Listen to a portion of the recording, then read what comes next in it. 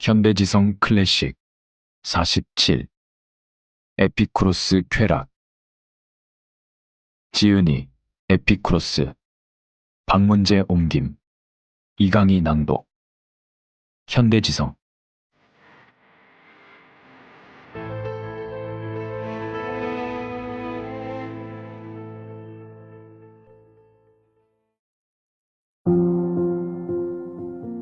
(1) 에피쿠로스의 생애. 메트로도로스가 태생의 고귀함에서 말했듯 네오클레스와 카이레스트라타의 아들 에피쿠로스는 아테네의 가르게투스 구역 필라이다이 가문 출신이다. 헤라클레이데스는 소티온 요약집에서 아테네인들이 사모스를 식민지로 개척했는데 에피쿠로스는 그곳에서 자랐다고 말하고 다른 사람들도 그렇다고 한다. 에피쿠로스는 18살 때 아테네로 왔는데 당시에는 크세노크라테스가 아카데메이아를 담당하고 있었고 아리스토텔레스는 칼키스에 가 있었다. 마케돈의 알렉산드로스가 죽고 아테네인들이 페르디카스에 의해 사모스에서 추방되자 에피쿠로스는 아버지가 있는 콜로폰으로 가서 그곳에 머물렀다. 에피쿠로스는 그곳에서 한동안 머물며 제자들을 모으다가 아낙시크라테스가 아르콘으로 있던 때에 다시 아테네로 돌아왔다. 그는 다른 철학자들과 함께 활동했지만 얼마 후에는 자기 이름을 딴 학교를 세우고 자신의 독자적인 사상을 전파했다. 에피쿠로스는 자신이 14살 때 처음으로 철학을 접하게 되었다고 말한다. 에피쿠로스 학파에 속한 아폴로도로스는 에피쿠로스의 생애 제1권에서 에피쿠로스는 문법학교 교사들이 헤시오도스의 글에 나오는 카오스를 제대로 설명하지 못하는 것을 보고 실망해서 철학에 입문하게 된 것이라고 말한다. 하지만 헤르미포스는 에피쿠로스는 처음에는 문법학교 교사였지만 데모크리토스의 책들을 우연히 접하면서 철학에 눈을 돌리게 되었다고 말한다. 그래서 티몬도 에피쿠로스에 대해 이렇게 말한다. 자연 철학자 중에서 가장 후한무치한 자, 사모스에서 온 문법학교 교사, 모든 살아있는 것 중에서 가장 완고하고 다루기 힘든 자. 에피쿠로스 학파에 속한 필로데모스는 철학자 총람 제10권에서 에피쿠로스의 설득으로 그의 형제인 네오클레스, 카이레데모스, 아리스토블로스도 철학을 했다고 말한다. 또한 미루니아노스의 역사 속에 서로 비슷한 중요 사건들에서 미스라는 이름의 노예도 철학을 했다고 말한다. 에피쿠로스에게 적대적이었던 스토아 학파 철학자 디오티모스는 50통의 음란한 서신을 에피쿠로스가 썼다고 조작해 그를 가장 신랄하게 비방했고 어떤 자는 크리시포스가 쓴 것으로 보이는 서신들을 모아 에피쿠로스가 썼다고 나열하기도 했다. 또한 스토아 학파에 속한 포세이도니오스와 그의 제자들 니콜라오스, 할리카르나소스의 디오니시오스도 에피쿠로스를 비방했고 소티온도 디오클레스의 논쟁문들 제12권에서 에피쿠로스 학파의 축제를 반박하는 글을 써서 에피쿠로스를 비방했다. 그들은 에피쿠로스가 어머니와 함께 집집마다 돌아다니며 죄를 정화해주는 주문을 외우는 일을 했고 형편없는 보수를 받고 아버지와 함께 글을 가르쳤다고 말한다. 또한 그들은 에피쿠로스의 제자 중 하나는 매춘을 했고 기녀 레온티온과 동거했다고 말하고 에피쿠로스는 데모크리토스의 원자론과 아리스티포스의 쾌락론을 마치 자기 것인 양 가르쳤다고 말한다. 또한 그들은 에피쿠로스가 진정한 아테네 시민이 아니라고 하는데 티모크라테스도 헤로도토스도 에피쿠로스의 청소년기에서 그렇게 말한다. 또한 그들은 에피쿠로스가 자기 서신들에서 리시마코스의 시종 미트레스를 구세주 혹은 주인님이라고 부름으로써 낯뜨거운 아부를 했다고 말한다. 또한 그들은 이도메네오스, 헤로도토스, 티모크라테스가 자기 비밀들을 폭로했는데도 에피쿠로스는 그들을 칭송하여 아부했다고 말한다. 또한 그들은 에피쿠로스가 레온티온에게 보낸 서신들에서 구세주의자 주인님이신 친애하는 레온티온이여 우리는 당신의 서신들을 들으며 우레와 같은 박수갈채를 보냈습니다. 라고 썼다고 말한다. 또한 그들은 에피쿠로스가 레온테우스에게 보낸 서신에서 그의 아내 테미스타에게 당신들이 내게 오지 않겠다면, 당신과 테미스타가 나를 불러주기만 한다면 그곳이 어디든 나는 3단 뛰기를 해서라도 달려갈 것입니다. 라고 썼다고 말한다. 또한 그들은 에피쿠로스가 젊고 아름다운 피토클레스에게는 나는 앉아서 당신의 신 같은 미모를 기다리겠다. 라고 했다고 말한다. 또한 테오도로스는 에피쿠로스를 반박함 제4권에서 에피쿠로스가 테미스타에게 쓴 서신에서 아부하는 말로 그녀를 불렀다고 말한다. 또한 그들은 에피쿠로스가 다른 많은 기녀에게도 서신을 썼고 특히 메트로도로스와 열렬히 사랑했던 레온티온에게 서신을 썼다고 말한다. 또한 그들은 에피쿠로스가 인생의 목적에서 맛을 통한 쾌락을 제거하고 성애를 통한 쾌락을 제거하고 들리는 것과 아름다운 형태를 통한 쾌락을 제거한다면 나는 선이 무엇인지를 알지 못하겠다 라고 썼다고 말한다. 또한 그들은 에피쿠로스가 피토클레스에게 보낸 서신에서 축복받은 자여 쪽배를 띄워 모든 교양에서 도망쳐라 라고 썼다고 말한다. 에픽테토스는 에피쿠로스를 음탕한 말을 늘어놓는 자라고 부르며 맹렬히 비난한다. 메트로도로스의 형제이자 에피쿠로스의 학교에서 수학하다가 중도에 떠난 티모크라테스는 즐거운 것들이라는 저작에서 이렇게 말한다. 에피쿠로스는 방탕하고 사치스러운 삶 때문에 하루에 2번이나 토했고 밤늦게까지 벌어지는 저 철학 토론과 비밀 회합을 자신도 지긋지긋해했다. 에피쿠로스는 철학에 대해 많이 무지했고 삶에 대해서는 한층 더 무지했으므로 그의 몸은 불쌍할 정도로 허약해 여러 해 휴대용 의자에 앉아 생활해야 했다. 에피쿠로스는 레온티온에게 보낸 서신과 미틸레네의 철학자들에게 보낸 서신에서 자기는 식사를 위해 하루에 1문화를 쓴다고 스스로 말했다. 에피쿠로스와 메트로도로스는 맘마리온, 헤데이아, 에로티온, 니키디온 같은 여러 기녀와 동거했다. 에피쿠로스가 쓴 37권으로 된 자연학 중에서 대부분은 같은 내용을 반복해서 말하거나 다른 사람들을 비판하는 글로 되어 있는데 에피쿠로스는 그 중에서도 특히 나우시파네스를 이렇게 비판한다. 그가 하는 모든 말을 멀리하라. 그 자는 다른 많은 노예처럼 자기 입으로 허세와 궤변을 늘어놓는데 온 힘을 다하기 때문이다. 에피쿠로스는 자신의 서신들에서 나우시파네스에 대해 이렇게 말한다. 내가 그렇게 말하자 그는 틀어져서 비꼬는 의미로 나를 선생님이라고 부르며 욕을 했다. 에피쿠로스는 나우시파네스를 연체동물, 까막눈, 사기꾼, 매춘부라고 불렀다. 또한 플라톤의 제자들을 디오니시오스에게 아부하는 자들이라고 불렀고 플라톤을 황금인간이라 불렀으며 아리스토텔레스는 아버지에게서 물려받은 재산을 말아먹은 후 자원 입대하거나 약을 팔아 생활했다고 해서 그를 방탕하라고 불렀다. 또한 프로타고라스가 시골에서 글을 가르친다고 해서 그를 짐꾼, 데모크리토스를 베끼는 자라고 불렀다.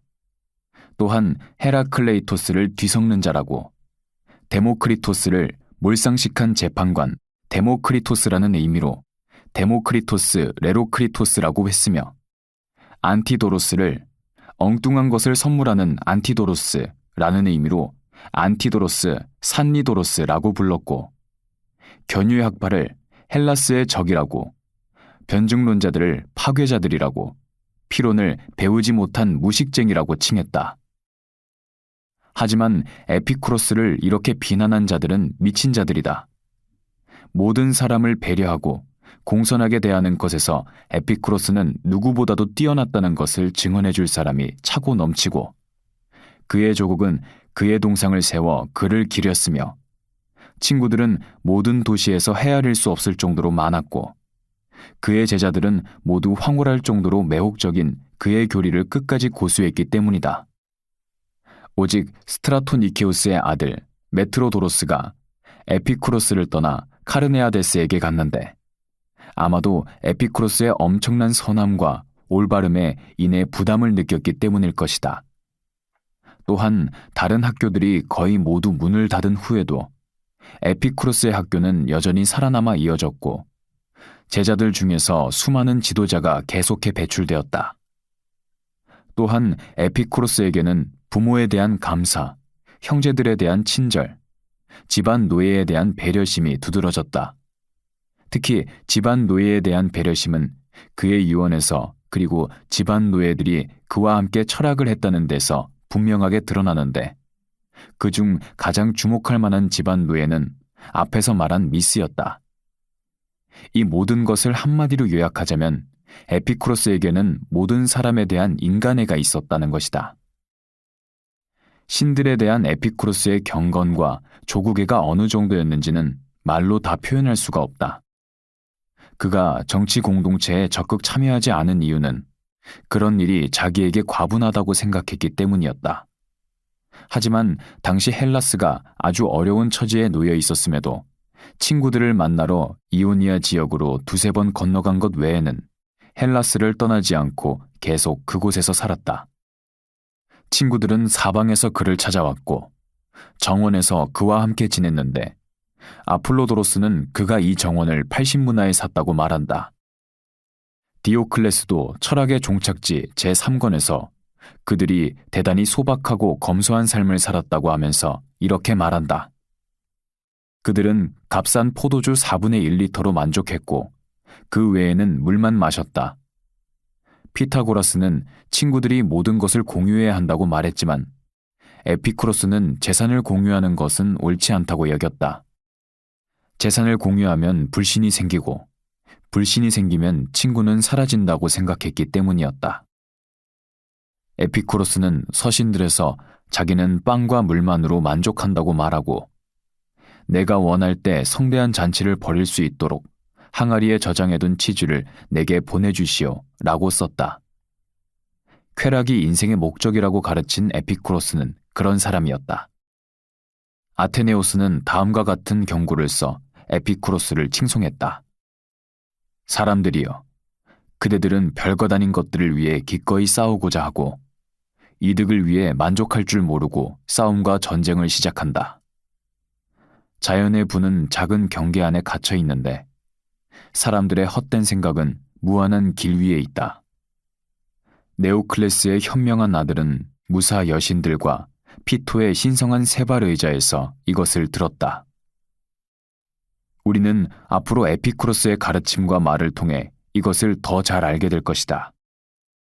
디오클레스는 에피쿠로스가 이전 철학자들 중에서 가장 공감했던 사람은 어떤 부분에서는 그의 견해에 반대하기도 했던 아낙사고라스와 소크라테스의 스승 아르켈라오스였다고 말한다. 또한 에피쿠로스는 제자들에게 자기 글들을 암기하도록 훈련했다고 말한다. 아폴로도로스는 연대기에서 에피쿠로스가 나우시파네스와 프락시파네스에게서 가르침을 받았다고 말한다. 하지만 에피쿠로스는 에오릴로코스에게서 보낸 서신에서 그렇지 않다고 말하고 스스로 독학했다고 한다. 에피쿠로스 학파에 속한 아폴로도로스와 그 밖의 몇몇 사람은 레오키포스가 데모크리토스의 스승이었다고 말하지만 에피쿠로스나 헤르마르코스는 그런 철학자는 존재하지 않았다고 말한다. 마그네시아 출신의 데메트리오스는 에피쿠로스가 크세노크라테스의 가르침을 받았다고 말한다. 문법학자 아리스토파네스는 에피쿠로스가 아주 특이한 말들을 사용한다고 비판하지만 에피쿠로스는 어떤 것을 설명하는데 일상적인 말을 사용했다. 또한 그는 수사학에서 다른 무엇보다도 가장 요구되는 것은 명료성이라고 주장했는데 그의 표현 역시 명료했다. 그리고 그는 서신들에서 기뻐하시오 라는 관용적인 표현 대신에 잘 해내시오 라거나 열심히 사시오 라는 표현을 사용했다. 아리스토는 에피쿠로스의 생애에서 에피쿠로스 스스로 나우시파네스와 사모스의 플라톤주의자 팜필루스에게서 가르침을 받았다고 말했고 나우시파네스의 삼각축을 본떠 자신의 규범론을 썼다고 말한다. 또한 에피쿠로스가 12살 때 철학을 시작해서 32살 때 자신의 학교를 세우고 수장이 되었다고 말한다. 아폴로도로스는 연대기에서 이렇게 말한다. 에피쿠로스는 소시게네스가 통치하던 때 109번째 올림피아 경기가 있은 후 3번째 해, 7째 달, 7째 날에 태어났는데 이 해는 플라톤이 죽은 지 7번째 해였다.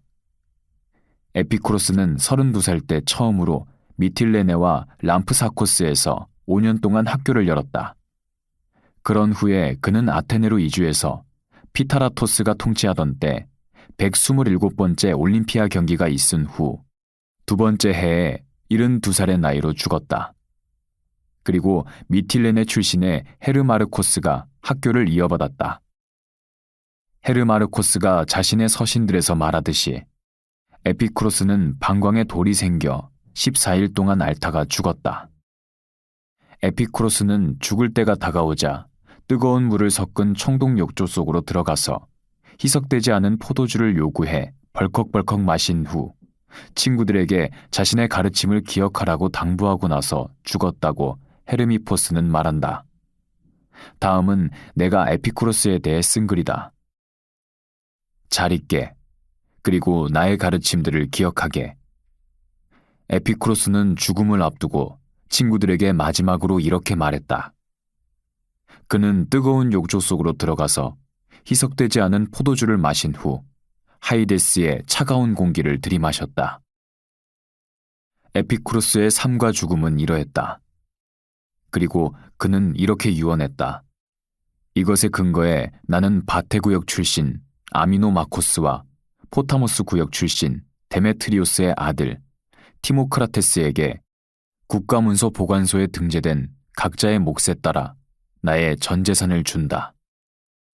단 그들은 정원과 부속시설들을 미틸레네 출신 아게모르토스의 아들 헤르마르코스, 그와 함께 철학하는 사람들, 헤르마르코스가 철학의 후계자들로 남긴 사람들에게 넘겨주어 계속해서 철학을 하며 살아갈 수 있게 해야 한다. 그리고 나는 나를 따라 철학하는 사람들이 아미노마코스와 티모크라테스를 도와 정원을 보존하는 한 그들에게 정원에서 살아갈 권리를 힘닿는 데까지 주고 그들의 후계자들과 나를 따라 철학하는 사람들에게서 정원을 물려받은 사람들에게도 그들이 정원을 보존하는 한 가장 안전한 권리를 준다. 아미노마코스와 티모크라테스는 헤르마르코스가 살아있을 때까지 헤르마코스 및 그와 함께 철학하는 사람들에게 멜리테 구역에 있는 집을 넘겨주어 거주하게 하라. 내가 아미노마코스와 티모크라테스에게 준 재산에서 수입이 나온다면 헤르마르코스와 상의해서 가능한 한 나의 아버지와 어머니와 형제들의 기일에 행하는 제사들, 매년 7번째 달에 10번째 날에 거행하던 나의 생일 축하연, 나와 메트로도로스를 기념하기 위해 매달 20번째 날에 개최되어 온 나와 함께 철학하는 사람들의 모임을 위해 나누어 쓰라. 또한 내가 지금까지 해왔던 것처럼 6번째 달에는 나의 형제들을 기념하고 2번째 달에는 폴리아이노스를 기념하라. 아미노마코스와 티모크라테스는 메트로도로스의 아들 에피쿠로스와 폴리아이노스의 아들을 돌보아 주어 헤르마르코스와 함께 살면서 철학할 수 있게 하라. 마찬가지로 메트로도로스의 딸도 돌보아 주고 성인이 되면 헤르마르코스가 자기와 함께 철학하는 사람 중에서 선택한 사람과 결혼시켜라. 그녀의 처신이 올바르고 헤르마르코스의 말에 잘 순종한다면 아미노마코스와 티모크라테스는 헤르마르코스와 상의해서 나의 재산으로부터 나오는 수입 중에서 해마다 적당하다고 생각되는 정도만큼 생활비로 주라. 아미노마코스와 티모크라테스는 헤르마르코스에게도 수입에 대한 관리권을 주어 모든 것을 그와 상의해서 행하라. 헤르마르코스는 나와 함께 철학하며 늙었고 내가 나와 함께 철학하는 모든 사람의 지도자로 남긴 사람이기 때문이다. 헤르마르코스의 딸이 성인이 되면 아미노마코스와 티모크라테스는 그 아이의 결혼 지참금을 나누어 내라. 그리고 아미노마코스와 티모크라테스도 헤르마르코스의 동의 아래 나의 재산에서 나오는 수입 중 일부를 적당한 정도만큼 가져가라. 또한 아미노마코스와 티모크라테스는 내가 그래왔던 것처럼 니카노로스를 돌보아 주라. 나와 함께 철학하며 늙어가는 것을 선택하여 함께 철학을 해왔을 뿐만 아니라 자신의 재산으로 나의 필요를 충족시켰고 내게 온갖 우정을 보여준 사람들이 필요로 하는 것 중 단 하나라도 부족함이 없게 하고 싶기 때문이다. 아미노마코스와 티모크라테스는 나의 모든 책을 헤르마르코스에게 주라. 메트로도로스의 자녀들이 성인이 되기 전에 모든 사람에게 찾아오는 것이 헤르마르코스에게 찾아오고 그들의 처신이 올바르다면 아미노마코스와 티모크라테스는 그들에게 필요한 모든 것을 가능한 한 나의 재산에서 나오는 수입으로 충당하라. 아미노마코스와 티모크라테스는 나와의 모든 다른 약속도 성실히 수행하여 모든 것이 잘 이루어지게 하라. 나의 노예들 중에서 미스, 니키아스, 리콘을 자유롭게 해주고 파이드리온에게도 자유를 준다. 에피쿠로스는 죽음이 다가왔을 때 이도메네우스에게 다음과 같은 서신을 썼다. 내 생애에서 축복받은 날, 임종을 앞둔 이날에 나는 자네에게 이 서신을 쓰고 있네. 배뇨곤란과 이질로 인한 통증이 최대 한도의 고통으로 다가와 하나도 남기지 않고 내게 극심한 고통을 주고 있지만 이 모든 것에도 그대와 나눈 대화를 기억하면 내 마음은 기쁘다네. 자네는 어려서부터 나와 함께 철학을 해온 사람이니 자네가 메트로도로스의 자녀들을 돌보아 주게. 이것이 에피쿠로스가 남긴 유언이었다. 에피쿠로스에게는 많은 제자가 있었고 그중 가장 유명한 인물들은 아테네오스의 아들 또는 티모크라테스의 아들 메트로도로스와 람프사코스 출신 산데스였다. 산데스는 에피쿠로스를 알고 나서는 6개월 동안 고향에 다녀온 것을 제외하면 단 한 번도 에피쿠로스 옆을 떠나지 않았다. 에피쿠로스가 자신의 여러 저작의 서문들과 티모크라테스 제3권에서 증언한 바에 따르면 메트로도로스는 모든 점에서 훌륭했다. 메트로도로스는 그런 사람이었으므로 자신의 여자 형제 바티스를 이도메네우스와 결혼시켰고 자신은 아티케 출신 기녀 레온티온과 동거했다. 또한 에피쿠로스가 메트로도로스 제1권에서 말하듯 메트로도로스는 공경에 처하거나 죽음에 직면해서도 의연했다. 메트로도로스는 태어난 지 53년째가 되던 해, 그러니까 에피쿠로스보다 7년 먼저 죽었다. 앞에서 언급한 유언장에서 에피쿠로스는 메트로도로스의 자녀들을 돌보아 줄 것을 당부함으로써 메트로도로스가 자기보다 먼저 죽었다는 사실을 분명하게 보여준다.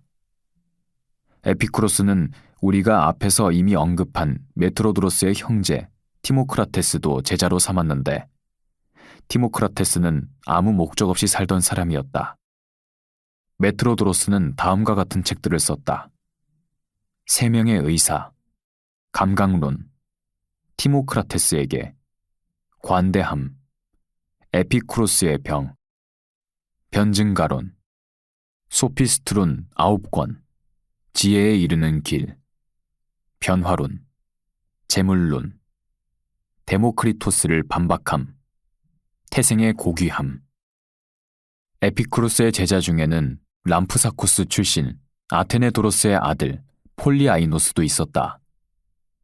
필로데모스의 제자들에 따르면 폴리아이노스는 겸손하고 친절하며 따뜻한 사람이었다. 또한 에피쿠로스의 후계자 헤르마르코스도 있었다. 미틸레네 출신으로 하루 벌어 하루 먹고 사는 가난한 아게모르토스의 아들이었던 그는 처음에는 수사학을 했다. 헤르마르코스의 저작 중에서 가장 훌륭한 것으로는 다음과 같은 것들이 있다. 엠페도클레스에게 보낸 서신 22편, 학문론, 플라톤을 반박함, 아리스토텔레스를 반박함, 헤르마르코스는 유능했으나 중풍으로 죽었다. 또한 람프사코스 출신 레온테우스와 그의 아내 테미스타도 있었는데 에피쿠로스는 테미스타에게 서신들을 썼다. 또한 람프사코스 출신의 콜로테스와 이도메네오스도 있었다. 헤르마르코스의 후계자였던 폴리스트라토스가 유명했던 것처럼 이 두 사람도 유명했다. 폴리스트라토스의 후계자는 디오니시오스였고 디오니시오스의 후계자는 바실리데스였다. 정원의 독재자 아플로도로스로 유명했는데 그는 400권이 넘는 책을 썼다. 알렉산드리아 출신의 2명의 프톨레마이오스가 있었는데 한 명은 흑인, 다른 한 명은 백인이었다. 또한 아폴로도로스의 제자인 시돈 출신 제논이 있었는데 그는 많은 책을 써낸 인물이었다. 또한 라코니아인이라 불린 데메트리오스, 강의 초록이라는 책을 쓴 타르소스 출신 디오게네스, 오리온, 정통적인 에피쿠로스 학파 사람들이 소피스트들이라고 부른 그 밖에 다른 제자들도 있었다. 에피쿠로스라는 이름을 지닌 제자도 3명이 있었는데 한 사람은 레온테우스와 테미스타의 아들이었고 다른 한 사람은 마그네시아인이었으며 세 번째 사람은 훈련 조교였다. 에피쿠로스는 많은 책을 쓴 작가였다. 그가 쓴 책들의 권수는 두루마리로 300개 이상이었으므로 양적으로도 모든 사람을 능가했다. 그의 책들에는 다른 사람의 글을 인용한 것이 하나도 없고 에피쿠로스 자신이 한 말만 들어있다. 카르네아데스의 말에 따르면 크리시포스는 에피쿠로스보다 더 많은 책을 쓰고자 했다. 그래서 카르네아데스는 크리시포스를 에피쿠로스의 책들을 먹고 사는 기생충이라 불렀다. 에피쿠로스가 어떤 것에 관해 글을 쓰면 크리시포스는 그를 의식해 경쟁적으로 그 정도 분량의 글을 썼다. 이런 이유로 크리시포스는 동일한 내용을 반복해 쓰는 경우가 많았고 떠오르는 대로 썼으며 급하게 쓰느라 틀린 것들을 제대로 수정하지도 않고 그대로 남겨두었다. 게다가 다른 사람들의 글을 인용한 것이 너무 많아 그의 책들은 인용문들로 가득한데 이것은 제논과 아리스토텔레스가 쓴 책들에서 발견되는 특징이기도 하다. 에피쿠로스의 저작들은 그 정도로 많고 방대했는데 그 중에서 가장 탁월한 책들은 다음과 같다.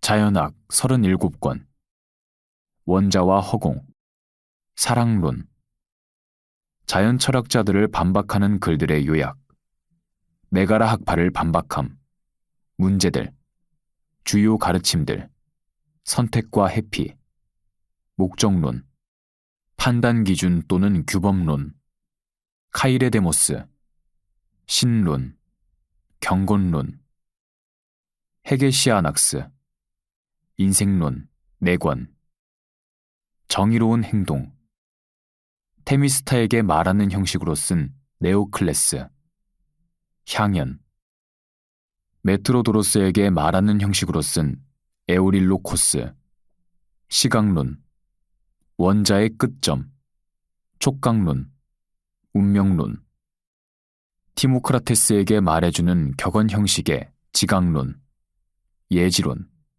설득론, 심상론, 전조론, 아리스토블로스, 음악론, 정의와 그 밖의 다른 미덕들, 선물과 감사, 폴리메데스, 티모크라테스 3권, 메트로도로스 5권, 안티도로스 2권, 미트라스에게 말하는 형식의 질병론, 칼리스톨라스, 왕국론, 아낙시메네스, 서간들.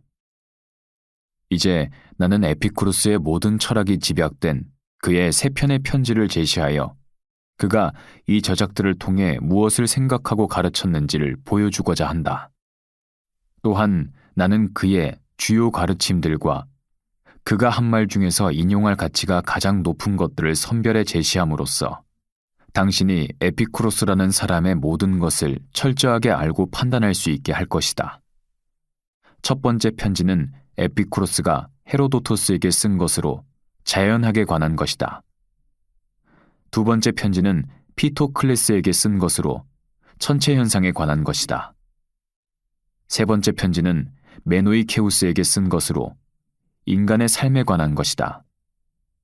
첫 번째 편지부터 시작해야 하겠지만 그렇게 하기 전에 나는 에피쿠로스가 철학을 어떻게 구분했는지에 대해 먼저 간단하게 말해두고자 한다.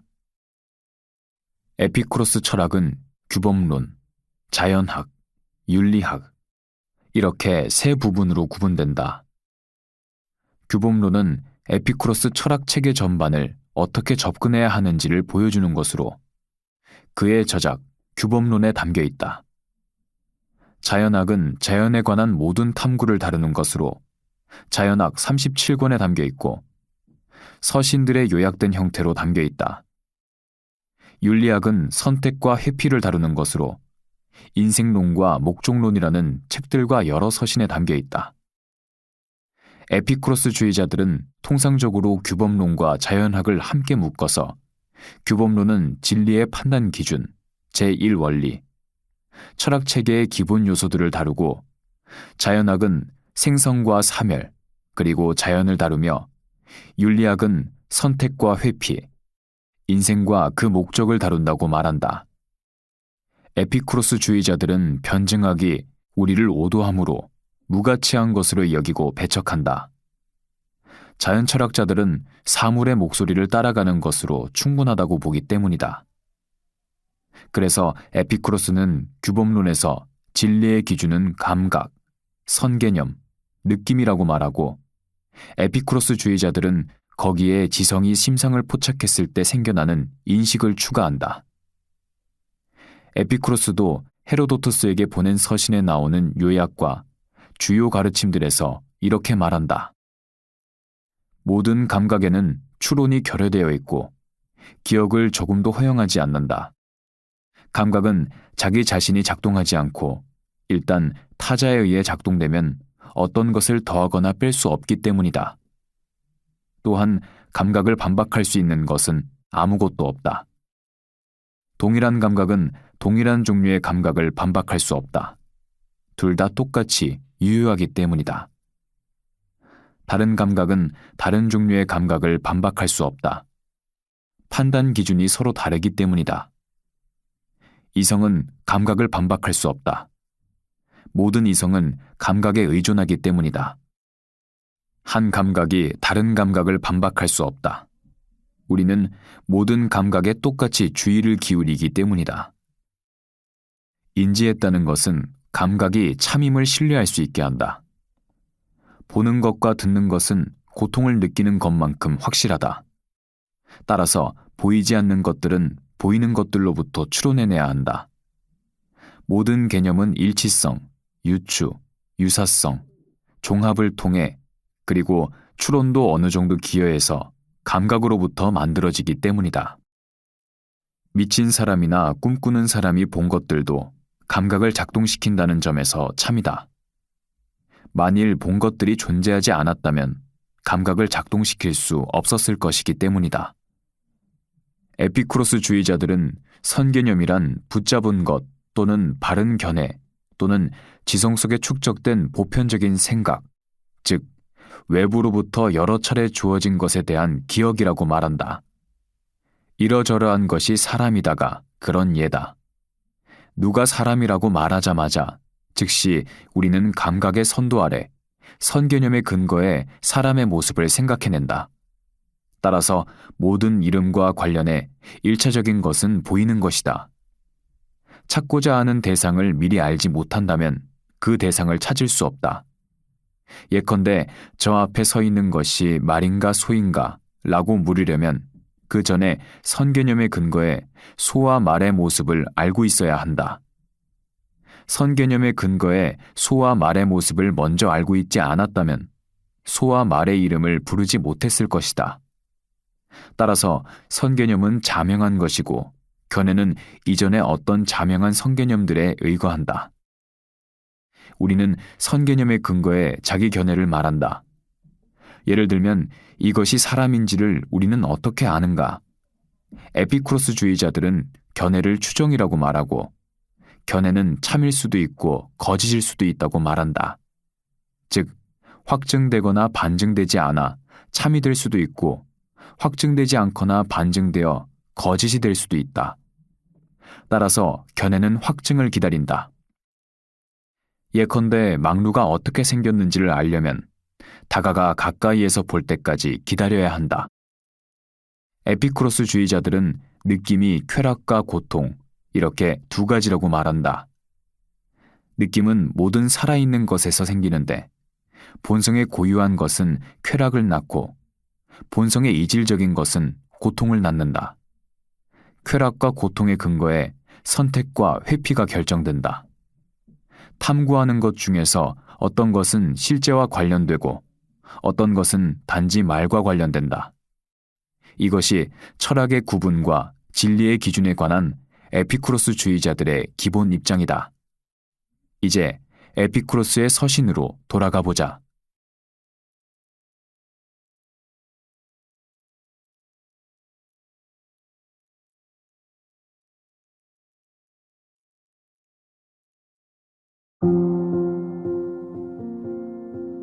이 헤로도토스에게 보낸 서신. 에피쿠로스가 헤로도토스에게 문안 인사를 전한다.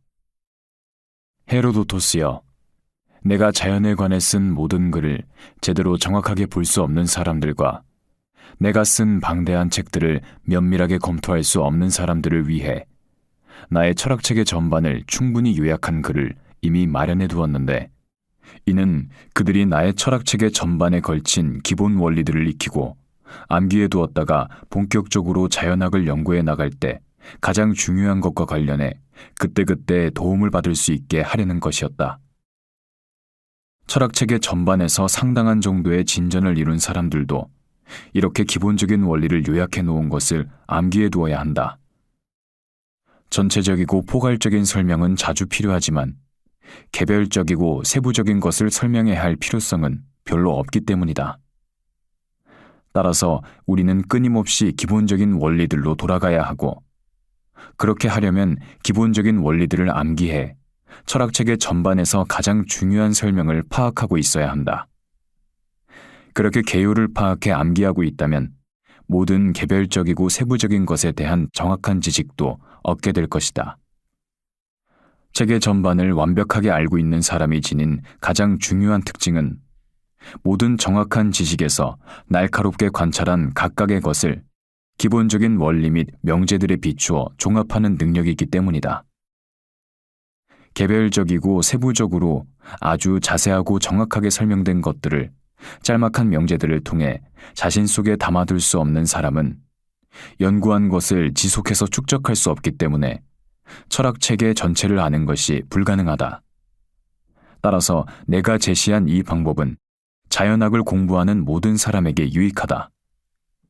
나는 사람들에게 자연학 공부에 힘을 쏟으라고 끊임없이 권고해 왔을 뿐만 아니라 스스로 삶의 대부분을 그렇게 살아왔으므로 너를 위해 철학체계 전반에 걸친 기본적인 원리들을 요약한 이 글을 썼다. 헤로도토스여, 먼저 어떤 것을 지칭하는 말이 무엇을 의미하는지를 알아야 한다.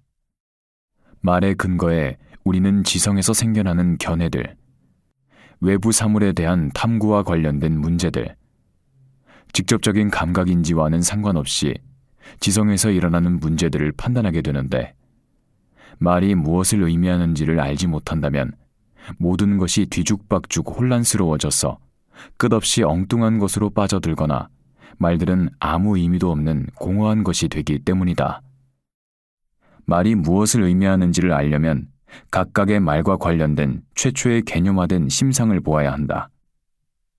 우리가 탐구나 성찰 혹은 생각을 하고자 한다면 증명이 필요 없는 것이 있어야 하는데, 이 최초의 개념화된 심상이 그것이다. 우리는 전적으로 감각으로 인지한 것, 즉 지성을 비롯해 판단에 관여하는 어떤 것에 직접 주어지는 인식이 무엇인지 주목해야 하고, 마찬가지로 우리 안에서 생기는 느낌을 주목해야 한다. 그렇게 해야만 우리는 확증이냐 불확실이냐를 판단하기 위한 증거를 얻을 수 있다. 이것을 구별한 후에는 감각으로는 인지되지 않는 것에 주목해야 한다. 먼저 존재하지 않는 것에서는 아무것도 생기지 않는다. 그렇지 않다면 모든 것이 모든 것에서 생겼을 것이고 씨앗은 전혀 필요하지 않았을 것이기 때문이다. 또한 만일 파괴되어 사라지는 것이 더 이상 존재하지 않는다면 모든 것은 해체되어 존재하지 않겠고 완전히 소멸하고 말았을 것이다. 우주는 언제나 현재와 같은 모습일 것이고 앞으로도 언제나 그럴 것이다. 우주는 어떤 다른 것으로 변화하는 것도 없고 우주 밖에는 우주 안으로 들어와서 만물을 변화시킬 것이 없기 때문이다. 우주는 물체와 허공이다. 에피쿠로스는 대요약집 처음 부분과 자연학 제1권에서도 이에 대해 말한다. 물체들이 존재함은 감각 자체에 의해 어디서든 증명되고 추론을 통해 불확실한 것을 증명하려면 반드시 감각에 근거해야 한다.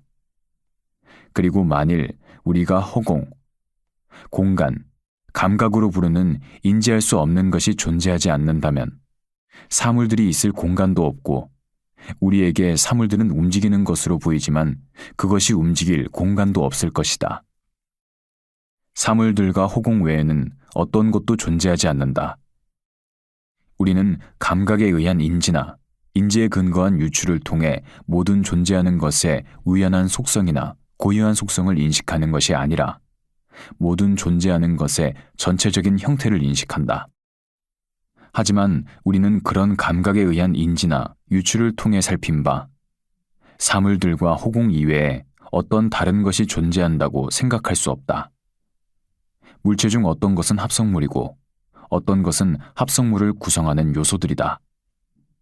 그는 자연학 제1권, 제14, 15권과 대요약집에서 이것에 대해 말한다. 모든 것이 파괴되어 무가되지 않으려면 그 요소들은 더 이상 나누어질 수 없고 변할 수 없어야 하고 합성물이 해체될 때 존속할 수 있을 정도로 그 성질이 충분히 강해 어떤 것에 의해서도 그리고 어떤 식으로도 해체되지 않아야 한다. 따라서 사물들의 시작은 나누어질 수 없는 성질을 지닌 어떤 것들이다. 우주는 무한하다. 유한한 것에는 끝나는 지점이 있고 어떤 것의 끝나는 지점은 어떤 다른 것으로 드러난다. 하지만 우주의 경우에는 어떤 다른 것에 의해 그 끝나는 지점이 드러나지 않는다. 이렇게 우주에는 끝나는 지점이 없으므로 한계가 없고 한계가 없으므로 유한하지 않고 무한하다. 우주는 물체들의 수와 허공의 크기에서 무한하다. 허공이 무한하고 물체들이 유한하다면 물체들은 어디에도 머물러 있지 못해 무한한 허공을 따라 계속 흩어질 것이고 서로 지탱하거나 견제해서 각자의 자리에 있지 못하게 된다. 반면에 허공이 유한하고 물체들이 무한하다면 물체는 있을 공간이 없게 된다. 합성물은 물체를 가득 채우고 있는 이 원자들에서 생겨나고 해체되면 다시 원자들로 돌아가는데 원자들은 서로 다른 무수히 많은 형태를 지닌다. 한정된 형태를 지닌 원자들로부터는 이렇게 무한히 많은 사물이 생길 수 없기 때문이다. 각각 동일한 형태를 지닌 원자들은 절대적으로 무한하고 원자들이 지닌 서로 다른 형태의 수는 무수히 많긴 하지만 절대적으로 무한하지는 않다. 에피쿠로스는 어떤 것이 자기 수를 무한히 증식해 나간다면 속성이 변하므로 나누어질 수 있는 것도 무한하다고 할 수 있다고 했다. 원자들은 영원토록 끊임없이 운동한다. 에피쿠로스는 허공에서는 가장 가벼운 것과 가장 무거운 것이 같은 속도로 운동하므로 모든 원자는 같은 속도로 운동한다고 말한다. 원자들 중 어떤 것은 곧장 아래로 떨어지고 어떤 것은 방향을 바꾸며 어떤 것은 충돌에 튕겨나오는데 튕겨나오는 것 중에서 어떤 것은 서로 멀리 떨어지고 어떤 것은 다른 원자들과 뒤엉키거나 다른 원자들 사이에 갇혀 한 곳에서 진동하는 운동을 한다. 이 운동은 호공이 원자들을 서로 떨어져 있게 하면서도 원자들의 운동을 방해할 수 없고, 원자들은 단단해서 충돌한 후에는 다시 다른 원자들에 의해 갇힐 때까지 가능한 한도 내에서 가장 멀리 튕겨나가기 때문에 일어난다. 원자들과 호공이 이 운동의 원인이므로 이 운동은 시작점이 없다. 에피쿠로스는 원자가 형태, 크기, 무게를 제외하고는 어떤 속성도 지니지 않는다고 말한다. 하지만 원자들의 배열에 따라 색은 변한다고 12가지 기본 원리에서 말한다. 원자들은 감각으로 인지할 수 있는 그런 크기로 되어 있지 않다. 위에서 내가 말한 모든 것을 기억한다면 이것들은 존재하는 것의 본성을 이해하는데 충분한 개요가 된다. 이 세계와 유사하거나 유사하지 않은 무한한 수의 세계가 존재한다. 방금 보여주었듯 원자는 무한히 많고 계속 이동하기 때문이다. 그리고 세계는 원자로부터 또는 원자에 의해 생겨나는데, 원자는 하나의 세계 또는 서로 유사하거나 서로 다른 유한한 수의 세계를 생성한 다음 전부 소진되는 것이 아니기 때문이다. 따라서 그 무엇도 무한한 수의 세계가 생성됨을 방해하지 못한다. 감각 대상들에는 그 대상과 동일한 형태를 지니면서도 너무나 얇아서 우리 감각으로는 인지할 수 없는 형체가 존재한다.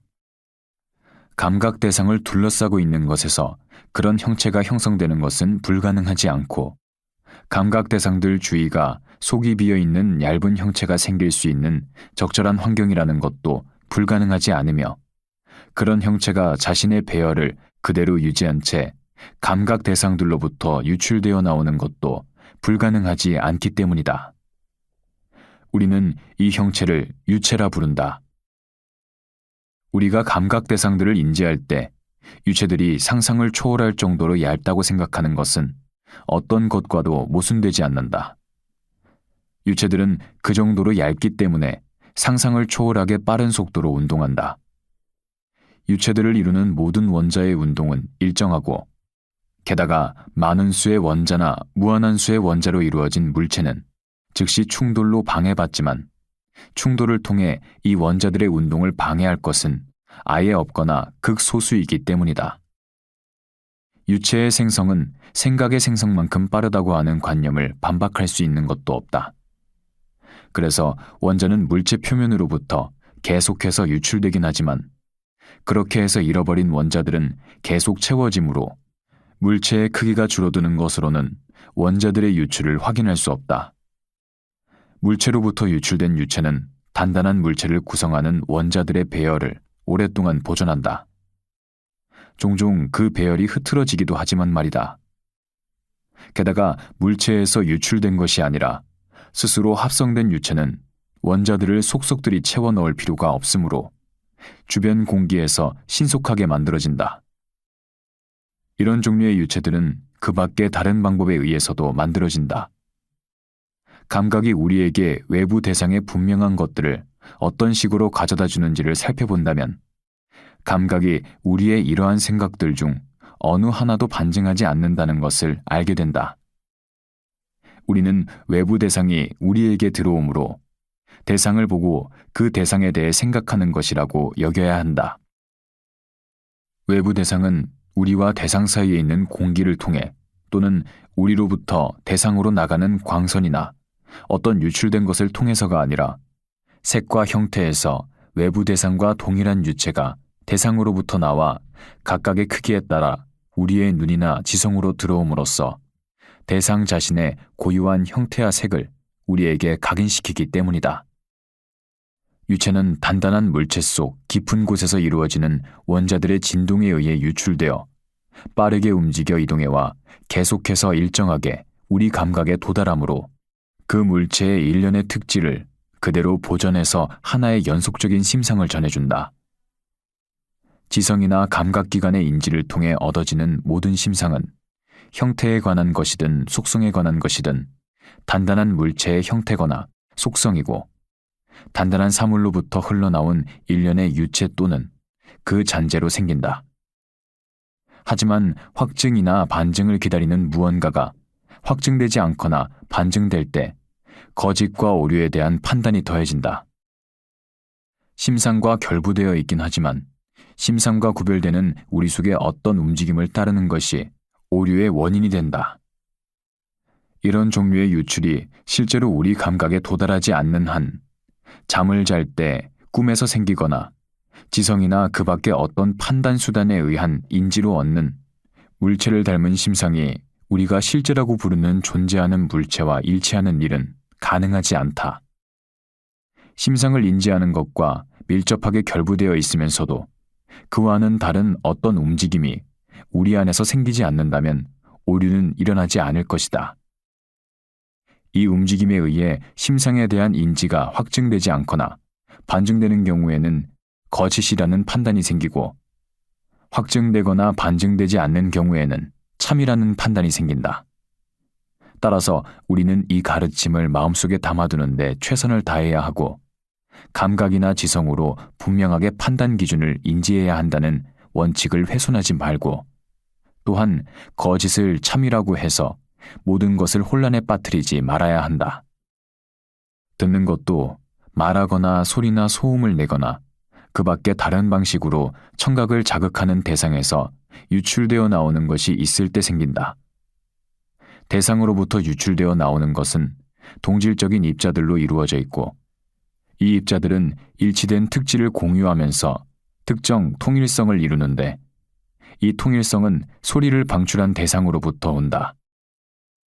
이렇게 대상에서 유출되어 나온 것이 지닌 이 통일성 때문에 사람들은 대체로 어떤 음성이나 소리인지를 이해하게 되지만 그렇지 않은 경우에는 단지 어떤 외부 대상이 존재한다는 것만을 분명히 인식한다. 그 대상과 일치하는 특질들이 외부 대상으로부터 우리 감각에 전달되지 않는다면 그런 종류의 인지는 생기지 않는다. 우리는 자신에게서 나오는 목소리나 그 밖의 다른 비슷한 소리에 의해 공기 자체가 특정한 형태로 바뀐다고 생각해서는 안 된다. 음성이나 소리가 공기에 그런 식으로 작용하는 것은 전혀 사실이 아니기 때문이다. 따라서 우리가 음성을 낼 때 우리 안에서 일어나는 충격으로 그 즉시 입자들이 짓눌려 배출되고 이렇게 해서 호흡을 닮은 어떤 것이 유출되어 나오며 이 유출되어 나온 것들이 청각을 자극해 우리가 들을 수 있게 된다. 청각과 마찬가지로 후각에 어떤 감각이 생길 수 있는 것도 이 감각기관을 자극할 정도의 적절한 크기의 입자들이 외부 대상으로부터 유출되어 나오기 때문이라고 생각해야 한다. 그 입자들 중 어떤 것은 무질서하고 후각에 이질적인 것이고 어떤 것은 질서정연하고 후각에 동질적인 것이다. 우리는 물체의 구성 요소인 물질 자체를 볼 수는 없지만 주변에서 보는 물체들의 특질은 이 구성 요소인 물질의 기본 속성에서 나온다. 원자들은 형태, 무게, 크기, 그리고 형태와 필연적으로 결합된 여러 가지를 제외하고는 감각 대상인 물체가 지닌 어떤 특질도 없다고 생각해야 한다. 모든 특질은 변하지만 원자는 변하지 않기 때문이다. 합성물이 해체될 때 단단하고 해체될 수 없는 어떤 것이 여전히 남아있어야 변화가 가능하다는 점에서 원자는 변하지 않는다. 변화라는 것은 합성물이 존재하지 않는 것으로 변하거나 존재하지 않는 것이 합성물로 변하는 것이 아니다. 변화는 많은 경우 일부 입자의 위치 변동으로 일어나고 종종 입자들의 첨가나 이탈로 일어나기도 한다. 그러므로 위치를 바꾸는 입자들은 소멸될 수 없는 것이어야 하고 변하는 본성을 지니지 않는 것이어야 하며 자신의 고유한 질량과 형태를 지니고 있어야 한다. 따라서 원자들은 불변할 수밖에 없다. 우리가 인지할 수 있는 물체에서 일부 입자들의 이탈로 변화가 일어나도 그 물체의 특질 중 어떤 것은 그렇게 변화된 물체에 남아있지 않고 완전히 사라지지만 형태는 여전히 남아있기 때문이다. 따라서 합성물의 변화에서 적어도 어떤 것은 소멸하여 없어지지 않고 반드시 남아있을 수밖에 없고 이 남은 입자들이 합성물의 차이를 충분히 만들어낼 수 있다.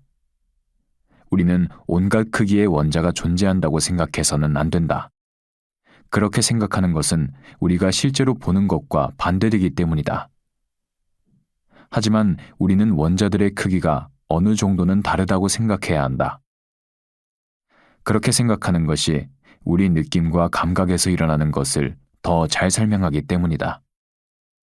하지만 사물 간 특질의 차이를 설명하기 위해 온갖 크기의 원자가 존재한다고 전제할 필요는 없다. 게다가 온갖 크기의 원자가 존재한다면 어떤 원자들은 우리의 시각 속으로 들어와 볼 수 있어야 하지만 실제로 그런 일은 일어난 적도 없고 원자를 볼 수 있다는 것은 상상조차 할 수 없다. 우리는 유한한 물체 속에 무한한 수의 입자들 또는 온갖 크기의 입자들이 존재할 수 있다고 생각해서는 안 된다. 따라서 우리는 모든 물체를 점점 더 작은 부분으로 무한히 쪼개 없애 한없이 약하게 만들 수 있다거나 합성물에 들어있는 것을 강제로 부수고 짓눌러 짜고 다 없애버려 존재하지 않는 것으로 만들 수 있다고 생각해서도 안 되고 유한한 사물을 점점 더 작은 부분들로 무한히 만들어 나가는 것이 가능하다고 여겨서도 안 된다.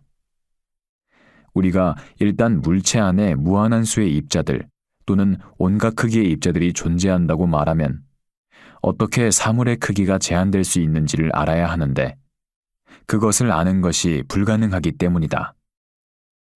무한한 수의 입자들이 이런저런 크기를 지니고 있다는 것은 분명하다. 그렇다면 그 입자들이 아무리 작더라도 물체의 크기는 무한할 수 있기 때문이다. 게다가 입자들은 비록 우리가 그 끝점을 볼 수 없더라도 구별 가능한 끝점을 지니고 있으므로 어떤 입자의 끝점, 바로 다음에 또 다른 입자의 끝점이 이어져 있다고 생각하는 것을 피할 수 없고 우리 생각 속에서는 그런 식으로 한 끝점을 다른 끝점으로 이어가는 것을 무한히 진행해 나갈 수 있다. 감각으로 인지할 수 있는 가장 작은 입자는 위치를 바꿀 수 있는 원자들과 정확히 똑같지도 않고 모든 점에서 완전히 다르지도 않으며 어느 정도의 공통점을 지니지만 감각으로 인지할 수 있는 여러 부분으로 구별할 수는 없다고 생각해야 한다. 끝점과 한 원자 전체 간의 이 공통적인 유사성에 근거해 끝점에도 여러 부분이 있다고 생각해서 그것을 구분해내려고 그 끝점을 이리저리 둘러보면 우리 눈에 들어오는 것은 첫 번째 끝점과 같은 다른 끝점일 수밖에 없다. 우리는 첫 번째 끝점에서 시작해 그 끝점의 경계 내에 있는 어떤 것이나 그 끝점의 부분이 아닌 다른 끝점을 연속적으로 보게 되는데 큰 물체에는 끝점들이 더 많고 작은 물체에는 끝점이 더 적기 때문에 물체의 크기를 나타내 보여주는 끝점들의 고유한 특성에 근거해 우리는 물체의 크기를 알게 된다. 우리는 한 원자의 가장 작은 부분과 원자 전체의 관계도 같다고 생각해야 한다. 한 원자의 가장 작은 부분은 감각으로 인지되는 물체를 구성하는 한 원자와는 크기에서 월등히 작지만 한 원자의 가장 작은 부분과 한 원자 전체의 관계는 한 원자와 물체 전체 간의 관계와 동일하다. 앞에서 우리는 원자와 감각으로 인지할 수 있는 물체의 관계를 근거로 원자는 감각으로 인지할 수 있는 물체보다 훨씬 작기는 하지만 크기를 지니고 있다고 말한 바 있다. 우리는 이 가장 작고 구분할 수 없는 부분들이 끝점이고 끝점들은 우리가 보이지 않는 원자를 사고 속에서 보면서 그 원자의 많고 적음의 규모를 가늠하게 해주는 1차 단위라고 생각해야 한다. 원자의 가장 작은 부분인 끝점들과 감각으로 인지할 수 있는 물체의 가장 작은 동질적인 부분 사이의 유사성은 우리의 이러한 결론이 정당함을 충분히 입증하기 때문이다. 하지만 원자의 가장 작은 부분이 운동을 통해 서로 결합해 원자를 만들어내는 것은 불가능하다. 우리는 무한한 공간에서 마치 위나 아래가 존재한다는 듯이 위로 또는 아래로라고 말해서는 안 된다. 물론 우리가 서 있는 지점으로부터 머리 위에 있는 공간으로 무한대로 나아갈 수도 있고 우리가 서 있는 지점으로부터 발 아래에 있는 공간으로 무한대로 나아갈 수도 있다. 하지만 우리가 서 있는 지점으로부터 머리 위에 있는 공간으로 나아가는 경우에는 우리 위에 있는 다른 사람들의 발에 수천 번도 더 도달하고 우리가 서 있는 지점으로부터 발 아래에 있는 공간으로 나아가는 경우에는 우리 아래에 있는 다른 사람들의 머리에 수천 번도 더 도달할 것인데 한 공간을 위라고 생각함과 동시에 아래라고 생각하는 것은 불가능하기 때문이다. 하지만 그럼에도 이 두 가지 운동을 서로 반대되는 방향으로 무한히 나아가는 운동이라고 생각하는 것은 가능하다. 다른 원자들과 충돌하지만 않는다면 원자는 허공을 통과해 나아갈 때 같은 속도로 움직일 것이 틀림없다. 원자들이 충돌하지 않는다면 무거운 원자들이라고 해서 작고 가벼운 원자들보다 더 빨리 움직이지도 않을 것이고 작은 원자들도 다른 원자들과 충돌하지 않는다면 일정한 속도를 유지할 것이어서 큰 원자들보다 더 빨리 움직이지 않을 것이며 충돌의 충격으로 위쪽이나 옆쪽으로 움직이는 원자들이나 자신의 무게로 아래쪽으로 움직이는 원자들이 더 빨리 움직이는 것도 아니기 때문이다. 외적 충돌이나 충돌 후 충격에 따른 힘에 반발하는 원자 자신의 무게로 인한 방해가 없는 한 무겁고 큰 원자든 가볍고 작은 원자든 둘 다 생각의 속도만큼 빠른 속도로 움직일 것이 틀림없다. 허공을 통과하는 원자는 다른 원자들과 충돌하지만 않는다면 우리가 생각할 수 있는 모든 곳에 상상할 수 없을 정도로 짧은 시간에 도달한다. 겉으로 느려 보이거나 빨라 보이는 것은 충돌이 있느냐 없느냐로 결정되기 때문이다. 합성물과 관련해 사실 합성물을 구성하는 모든 원자의 속도는 동일하다. 하지만 어떤 원자가 다른 원자보다 더 빠르다고 말하는 이유는 합성물의 모든 원자는 오직 사고로만 인식할 수 있는 아주 짧은 순간에는 한 곳으로 움직이지 않고 그들의 연속적인 운동이 감각에 의해 인지될 때까지 계속해서 서로 충돌하지만 우리가 인지할 수 있는 가장 짧은 단위의 시간에서는 한 방향으로 움직이기 때문이고 우리가 감각으로는 인지할 수 없고 오직 사고에 의해서만 인식할 만한 순간에 일어나는 운동을 운동이라고 말하는 것은 참이 아니기 때문이다. 우리는 감각을 통해 관찰한 것이나 지성으로 인식한 것만 참이라고 한 말을 기억해야 한다. 오직 사고로만 인식할 수 있는 순간 동안에 움직이는 물체를 구성하는 원자들이 여러 지점으로 움직일 때 움직이는 물체 자체도 여러 지점으로 이동한다고 생각해서는 안 된다. 이것은 불가능하다. 그것이 사실이라면 움직이는 물체는 감각으로 인지할 수 있는 시간 동안 무한한 허공 속의 어느 지점으로부터 모든 지점에 동시 도달하는 것이 되고 따라서 그 물체가 처음으로 운동을 시작했다고 인식하는 지점에서 출발한 것이 아니게 되기 때문이다. 감각으로 인지되기 전에는 물체의 운동 속도가 원자들의 충돌로 지연된다고 생각하지는 않지만 사실 물체 전체의 운동은 내부 원자 충돌의 외적 표현이다. 이 원리를 기억해 두는 것은 유익하다. 우리에게 언제나 가장 확실한 믿음의 근거를 제공해주는 감각과 느낌의 근거에 혼은 몸이라는 구조체 전체에 퍼져 있는 미세한 입자들로 이루어진 물체로 열기 섞인 바람과 아주 유사해서 어떤 점에서는 바람을 닮았고 어떤 점에서는 열기를 닮았다고 생각해야 한다. 하지만 혼을 이룬 입자들은 바람과 열기의 입자들보다 훨씬 더 미세해 몸의 나머지 구조와 더 잘 어우러질 수 있다. 이 모든 것은 혼의 기능, 느낌, 혼의 손쉬운 운동, 혼의 사고 과정, 우리가 죽을 때 혼을 잃는다는 것으로 증명된다. 또한 감각을 발생하게 하는 것과 관련해 혼이 가장 큰 원인이라는 것도 알아야 한다. 하지만 혼은 몸의 나머지 구조 안에 어느 정도 에워싸여 있어야만 감각을 얻을 수 있다. 그리고 몸은 감각 발생을 위한 필수 조건을 혼에 제공함으로써 자신도 혼의 이 능력에 우연적으로 참여한다.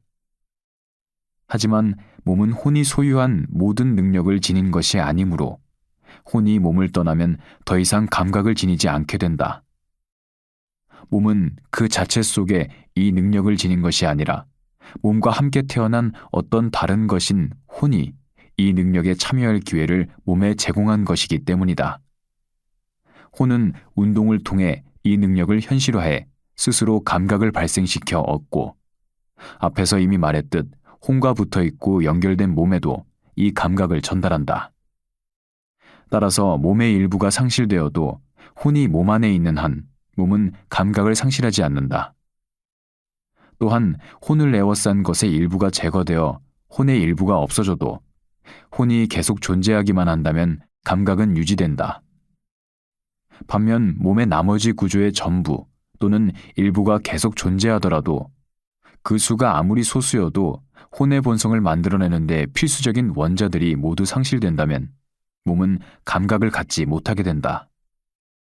하물며 몸 전체가 해체된다면 혼은 흩어져 더 이상 전과 동일한 능력을 지니지 못하거나 자신의 고유한 운동을 수행할 수 없으므로 감각을 지니지 못하게 될 것은 두말할 필요가 없다.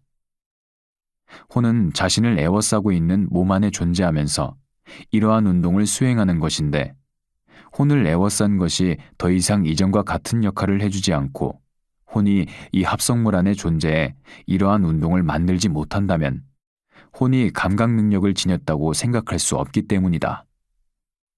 다른 곳에서 에피쿠로스는 이렇게 말한다. 혼은 가장 부드럽고 가장 둥근 원자들로 이루어져 있고 이 원자들은 불의 원자들보다 훨씬 더 부드럽고 둥글다. 혼 중에서 이성을 지니지 않은 부분은 몸의 나머지 구조 전체에 산재하지만 우리의 두려움과 기쁨 같은 느낌이 분명하게 보여지듯 이성을 지닌 부분은 가슴에 상주한다. 혼 중에서 합성물인 몸 전체에 산재한 부분이 고착되거나 흩어져 그 후 서로 충돌할 때 잠이 발생한다. 정액은 몸 전체로부터 생긴다. 또한 비물질적인 것이라는 용어는 이 용어의 일반 용법에 따르면 스스로 존재한다고 여겨지는 것을 가리키는 데 사용됨을 분명히 알아야 한다. 하지만 허공 외에는 스스로 존재하는 비물질적인 것으로 생각할 것이 없다.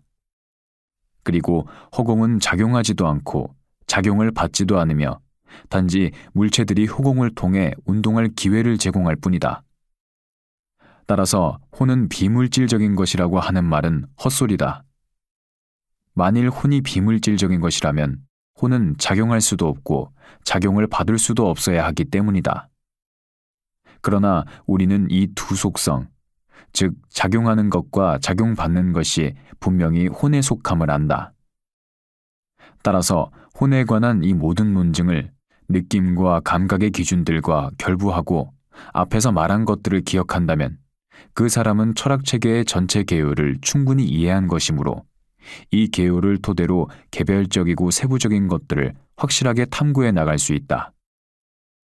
또한 우리는 형태, 색, 크기, 무게를 비롯해 물체의 속성을 이루는 모든 고유한 속성들, 즉 모든 물체 또는 보이는 물체 또는 감각을 통해 인지할 수 있는 물체들에 존재하는 모든 고유한 속성이 스스로 존재하는 것들이라거나 그렇게 생각하는 것은 불가능하다.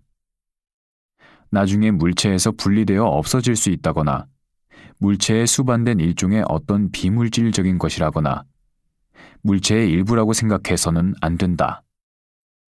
반대로 우리는 물체가 이 고유한 속성들 덕분에 지속해서 존재한다고 생각해야 한다. 하지만 나는 물체를 이루는 1차적 구성 단위 또는 더 작은 부분들이 결합해 더 큰 합성물을 이루는 것과 같은 방식으로 고유한 속성이 결합해 물체를 이루는 것이 아니라 단지 물체는 그 물체가 지닌 모든 고유한 속성 덕분에 지속해서 존재한다고 말할 뿐이다. 모든 고유한 속성은 각각 인지되고 구별되는 자신만의 방식을 갖고 있지만 언제나 물체 안에 내재해 있고 물체와 분리되지 않은 채로 인지되고 구별된다. 우리는 한 물체의 모든 고유한 속성을 인식했을 때 그 물체의 이름을 붙여 부른다. 또한 흔히 물체에는 영속적으로 수반되지 않는 속성이 존재한다. 우리는 이 속성들이 전혀 존재하지 않거나 어떤 물체의 본성을 지니고 있다거나 보이지 않거나 비물질적인 것으로 분류할 수 있다고 생각해서는 안 된다. 따라서 우연적인 것들이라는 용어의 가장 일반적인 의미를 사용해서 이 속성들을 우연적 속성이라고 칭한다면, 우연적 속성들은 그 속성이 속한 물체 전체의 본성, 우리는 이 본성 전체를 파악해 그것을 물체라고 부른다. 그러한 본성을 지니지 않고 한 물체에 영속적으로 수반되는 속성들, 이것 없이는 그 물체를 생각할 수 없다. 그러한 속성들의 본성을 지니고 있지 않다는 것을 분명히 해야 한다. 우연적 속성은 자신만의 고유한 인지 방식을 지닌 덕분에 우리는 합성물 속에서 나타나는 우연적 속성들을 인지할 수 있다. 하지만 우연적 속성들은 물체에 항상 수반하는 것이 아니므로 우리는 각각의 우연적 속성이 나타날 때만 인지할 수 있다.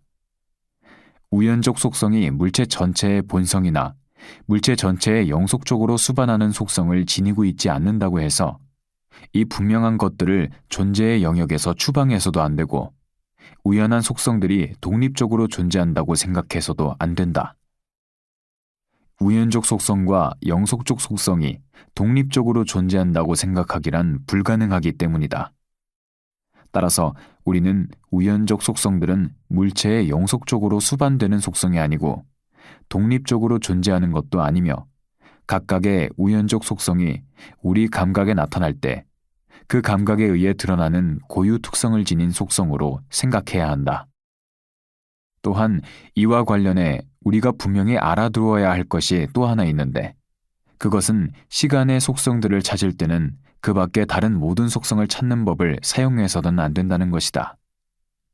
우리는 시간 이외의 다른 모든 속성을 자기 지성으로 인식한 성개념에 비추어 눈에 보이는 대상 속에서 찾지만 시간의 속성은 감각에 따라 직접 인지된 분명한 것의 근거에 찾아야 한다.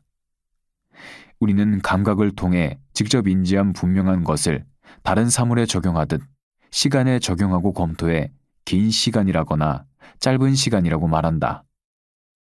우리는 시간과 관련해 더 나아 보이는 표현들을 찾지 말고 기존의 통상적인 표현들을 사용해야 한다. 또한 어떤 사람들처럼 마치 시간과 동일한 본질을 지닌 어떤 다른 속성이 있다는 듯이 시간에 대해 기존 속성들 외에 다른 속성을 돌려서도 안 된다. 우리는 오직 시간과 결부된 것과 시간을 측정하는 기준에만 생각을 집중해야 한다. 시간이 낮과 밤, 그리고 낮과 밤의 부분들과 결부되어 있고 또한 느낌의 유무, 운동 및 정지와 결부되어 있음을 아는 것은 논리적 증명을 필요로 하지 않고 단지 생각해보기만 하면 되기 때문이다. 우리는 이것을 인지하고 그렇게 인지한 어떤 것의 우연한 속성들이라고 생각해서 그것을 시간이라고 부른다. 에피쿠로스는 이 두 가지를 자연학 제2권과 대요약집에서 말한다. 우리가 지금까지 말한 것 외에도 세계들 및 우리 눈에 보이는 것과 아주 비슷한 모습을 지닌 모든 유한한 합성물은 무한한 것에서 생겼다고 생각해야 한다. 이 모든 것은 크든 작든 원자 덩어리로부터 떨어져 나온 것이기 때문이다. 그리고 모든 것은 다시 해체되는데 어떤 것은 더 빠르게, 어떤 것은 더 느리게 해체되고 어떤 것은 이런 일련의 원인으로, 어떤 것은 저런 일련의 원인에 의해 해체된다. 따라서 에피쿠로스는 세계를 이룬 부분들이 변화에 종속된다고 말한다는 점에서 세계들이 소멸한다고 보는 것이 분명하다. 다른 곳에서 그는 지구를 떠받치고 있는 것은 공기라고 말한다. 우리는 이 세계들이 필연적으로 하나의 형태로 생성된 것도 아니고 온갖 형태로 생성된 것도 아니라고 생각해야 한다. 자연학 제12권에서 세계들의 형태는 서로 달라서 공처럼 둥근 것도 있고 타원형도 있으며 그 밖에 여러 형태로 되어 있다고 말한다. 하지만 온갖 형태의 세계가 존재하는 것은 아니다. 또한 세계들은 무한한 것에서 떨어져 나온 생명체인 것도 아니다. 또한 우리는 모든 세계의 동물과 식물을 비롯해 우리가 이 세계에서 보는 그 밖에 다른 것이 존재한다고 생각해야 한다. 어떤 종류의 세계에는 동물과 식물을 비롯해 우리가 이 세계에서 보는 것과 다른 것을 만들어내는 씨앗이 존재할 수 있는데 거기에 그런 씨앗들이 존재하지 않는다는 것을 아무도 증명하지 못하기 때문이다. 그리고 이것은 한 세계에서 그런 것이 생겨난 후에 계속 성장해 갈 수 있느냐 하는 것에도 적용된다. 따라서 우리는 이런 일이 지구에서도 일어나고 있다고 생각해야 한다. 또한 우리는 인간이 주어진 환경에 따라 강제되어 본성의 근거에 실제로 경험하면서 온갖 많은 것을 배웠고, 그런 후에는 그렇게 받아들인 것을 이성을 통해 발전시켜가면서 새로운 것을 발견해 왔는데, 어떤 것에서는 더 빨리, 어떤 것에서는 더 느리게 발전시켰고, 어떤 시기에서는 더 큰 진보를 이루었고, 어떤 시기에서는 더딘 진보를 이루었다고 생각해야 한다. 따라서 물체의 이름도 처음에는 서로 간의 약속에 따라 붙여진 것이 아니라 각자가 속한 서로 다른 부족에 따라 특유한 느낌과 지각을 지닌 사람들이 각 부족에 거처한 서로 다른 지역에서 만들어진 차이가 반영된 각각의 느낌과 지각을 따라 본성의 근거에 낸 소리가 공기 속으로 방출되어 형성된 것이라고 본다. 그러다가 나중에는 서로의 의사 전달을 덜 모호하게 하고 좀 더 간략한 방식으로 하고자 각 부족마다 공동 합의를 통해 사물들의 특정한 이름을 붙이게 되었다. 그리고 종종 지금까지 알려지지 않은 것을 알게 된 사람들은 그것의 본성에 따라 필연적으로 또는 그것을 생성해내는 가장 중요한 원인에 비추어 유추하고 추론해 그것의 의미를 명확하게 해주는 이름을 선택해 소개해왔다. 우리는 완전한 축복과 불멸을 누리는 어떤 존재가 천체들의 운동, 북회기선과 남회기선, 천체가 뜨고 지는 것을 비롯한 유사한 현상들을 이제까지도 정하고 주관했으며 지금도 그렇게 하고 있다고 생각해서는 안 된다. 힘들여 일하는 것과 노심초사하는 것, 분노하는 것과 호의 베푸는 것은 불멸의 존재와는 어울리지 않고 약함과 두려움이 있고 이웃을 필요로 하는 곳에서 생기기 때문이다. 또한 우리는 불이 덩어리로 모여 구체를 이루고 활활 타오르는 천체들이 완전한 축복을 받아 자기 뜻을 따라 스스로 그러한 운동을 하는 것이라고 생각해도 안 된다. 우리는 완전한 축복이나 불멸 같은 개념들을 지닌 표현들을 사용할 때는 그런 표현들이 지닌 위험을 고수해서 그 위험과 반대되는 생각들을 생기지 않게 해야 한다. 그렇게 하지 않았을 때 그런 표현들이 지닌 위험과 그 반대되는 생각들 간의 불일치는 사람들의 정신에 극심한 혼란을 불러일으킨다. 따라서 우리는 처음에 원자들이 결합해 덩어리를 이루어 세계가 생겨났을 때 이 천체 운동도 함께 생겨나 천체들이 계속해서 회전하는 법칙이 생겼다고 생각해야 한다. 우리는 가장 중요한 것들의 원인을 정확히 알아내는 것이 자연학의 과제이고, 행복은 천체 현상을 알고 거기에 비추어 천체의 본질을 알며 이것을 정확하게 아는 데 필요한 그 밖에 다른 것을 아는 데 있다고 생각해야 한다. 또한 우리는 천체 현상들과 관련해 원인이 여러 가지일 수도 있고 다르게 일어날 수도 있지만 의심이나 혼란을 불러일으키는 것은 어떤 것도 본성적인 불멸이나 완전한 축복에 절대로 포함될 수 없다는 것도 알아야 한다. 그리고 우리 지성은 이것이 절대적으로 사실임을 안다. 그러나 천체의 뜨고 짐, 일식과 월식, 그 유사한 현상 같은 개별적이고 세부적 탐구에 몰두하는 일은 지식이 가져다주는 행복과 관련해 어떤 가치도 없다. 도리어 어떤 사람이 모든 세부적인 것에 대해서는 잘 알지만 천체의 본질이 무엇이고 천체 현상을 주관하는 원인이 무엇인지를 알지 못한다면 그 사람은 이 현상에 대해 아무것도 알지 못하는 사람만큼이나 두려움을 느끼게 된다. 아니, 사실 그 사람이 느끼는 두려움이 더 클 수도 있다. 천체 현상들을 알고서 깜짝 놀랐는데도 그 천체 현상을 무엇이 주관하는지 몰라서 그 놀람을 해소할 수 없기 때문이다. 따라서 우리가 세부적인 것에 관한 탐구에서 이미 했듯 북회기선과 남회기선, 천체들이 뜨고 지는 것, 일식과 월식, 그 유사한 현상이 일어나는 여러 원인을 발견했는데도 이 지식으로 우리가 평정심과 행복에 도달하지 못하는 것은 이 현상을 충분히 정확하게 탐구하지 못했기 때문이라고 생각해서는 안 된다.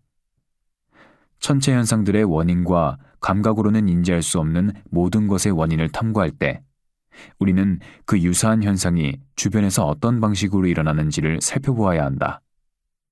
그리고 멀리서만 볼 수 있는 것이 오직 한 가지 방식으로만 존재하거나 생성되는지 아니면 여러 방식으로 일어나는 것인지에 무지하고 게다가 평정심이 어떤 상황에서 가능하고 어떤 상황에서 불가능한지를 알지 못하는 자들을 무시해야 한다.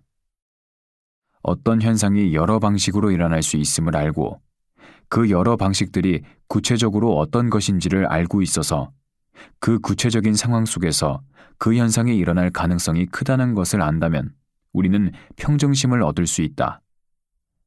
앞에서 말한 모든 것 외에도 마음에서 가장 큰 혼란과 괴로움이 생기는 이유는 사람들이 합리적인 사고의 근거에서가 아니라 어떤 비이성적인 사고 속에서 천체들이 축복받은 불멸의 존재라고 믿으면서도 그런 천체들이 불멸의 존재에 어울리지 않게 반대되는 의지와 행위와 동기를 지니고 있다고 믿고 신화 또는 마치 그들과 무슨 상관이 있다는 듯 죽어서 감각이 없어지는 것에 대한 두려움으로 이 천체들이 영원한 재앙을 줄 것을 예상하거나 상상하기 때문임을 알아야 한다.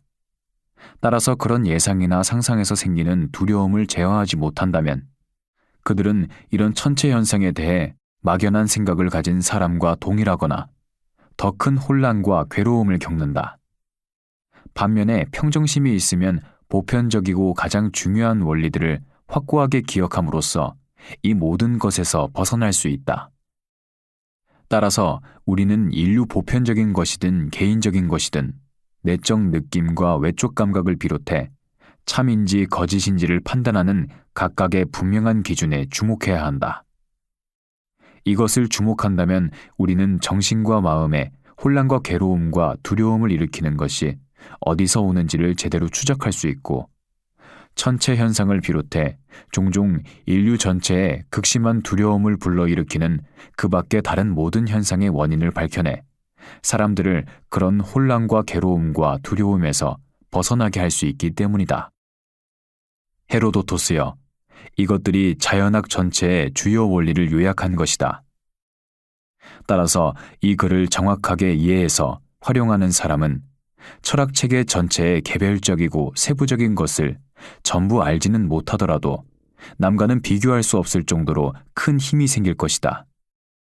이 글에 요약된 원리들을 암기한 사람은 이들의 도움을 받아 내가 정확하게 써놓은 철학체계 전반에 걸친 많은 개별적이고 세부적인 것을 스스로 분명하게 깨우치게 될 것이기 때문이다. 우리 철학체계 전반의 세부적인 것에 대해 상당한 수준까지 또는 완벽하게 깨우친 사람들도 자신이 아는 것을 이런 식으로 주요 원리를 중심으로 요약해 놓으면 세부적인 것에 대해 더 잘 알게 된다. 반면에 아직 우리 철학체계 전반을 명확하게 깨우치지 못한 사람들은 평정심을 얻는데 가장 중요한 원리들을 훑어보고 알게 될 것이다. 이상은 에피쿠로스가 자연학에 관해 쓴 서신이다. 다음으로 우리가 볼 것은 천체 현상에 관한 그의 서신이다.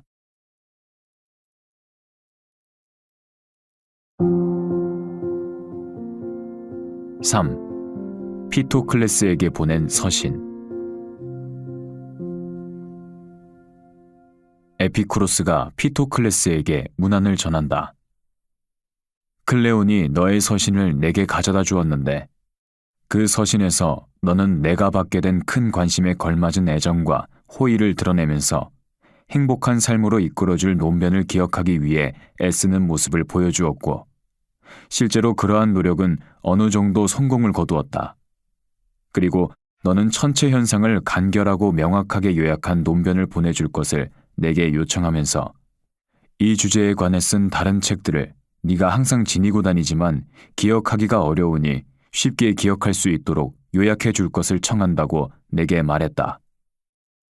그래서 요청대로 했을 때 떠오르는 즐거운 기대감이 있었기에 나는 기쁜 마음으로 수락할 수밖에 없었다.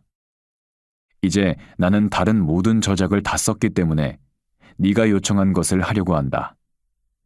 그러한 논변은 너 외에도 다른 많은 사람, 특히 최근에 자연에 관한 진정한 탐구에서 나오는 맛을 본 사람들, 그리고 일상적인 생업에 깊이 빠져 있어 시간 여유가 없는 사람들에게 유익할 것이기 때문이다.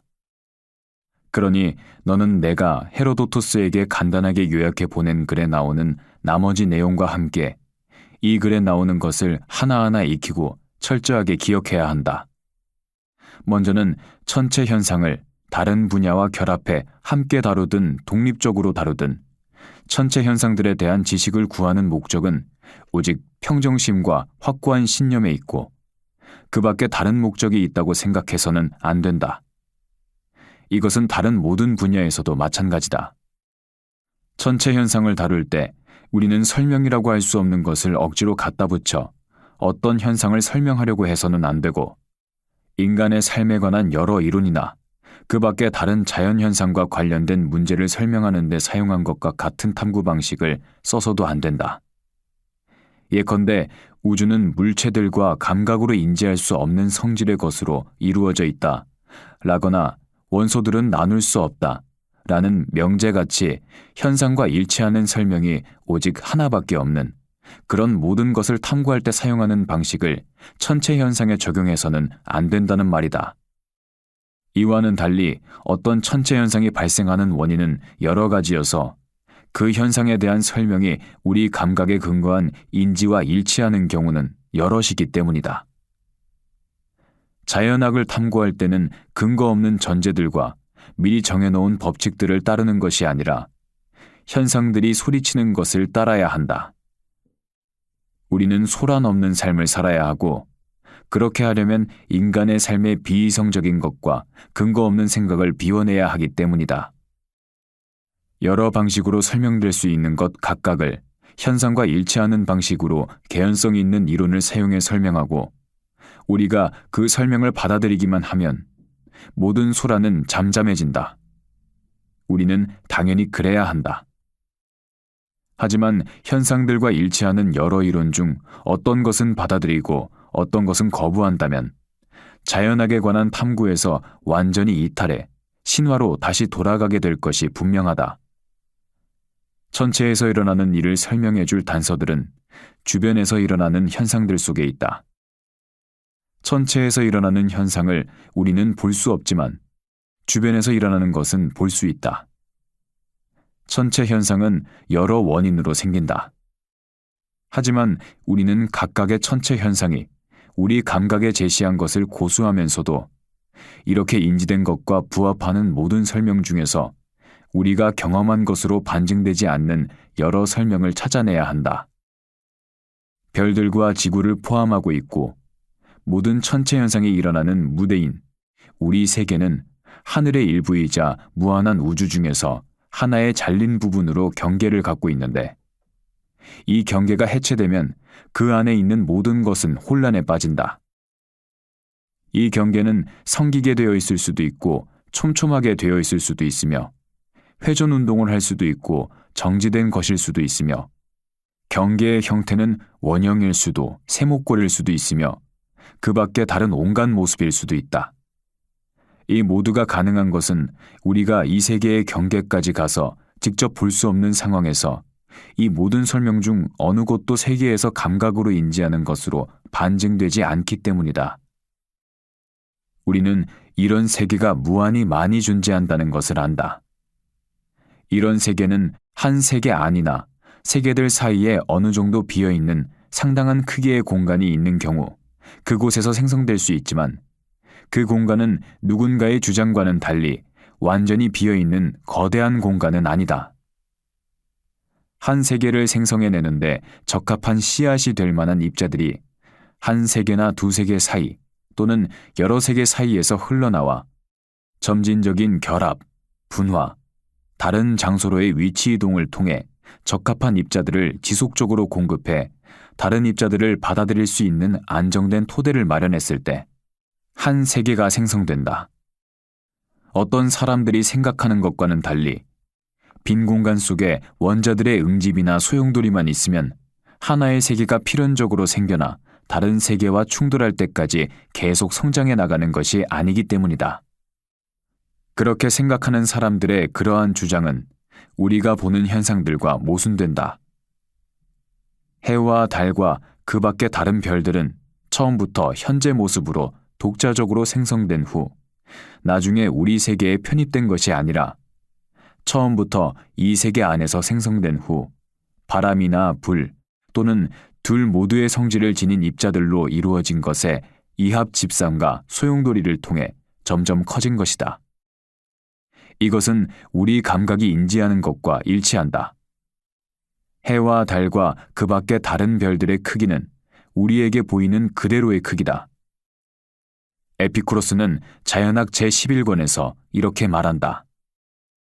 만일 거리 때문에 크기가 줄어든 것이라면 밝기는 더욱더 줄어들었어야 한다. 거리에 비례해 크기가 줄어들었다고 말하는 것보다 거리에 비례해 밝기가 줄어들었다고 말하는 것이 더 적절하기 때문이다. 하지만 사실 이것은 우리 눈에 보이는 것보다 조금 클 수도 있고 조금 작을 수도 있으며 정확히 같을 수도 있다. 지구에서 불을 멀리서 보면 우리 감각에 그렇게 보이기 때문이다. 그리고 내가 자연에 관해 쓴 책들에서 제시한 분명한 것을 주목하는 사람은 누구든지 해와 달과 그 밖의 다른 별들의 크기에 관한 모든 반론을 쉽게 분수하게 될 것이다.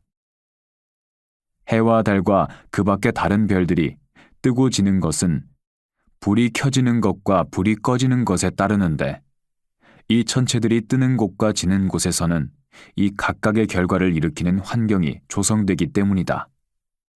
우리가 아는 현상들에서는 이것을 반증하는 것이 아무것도 없다.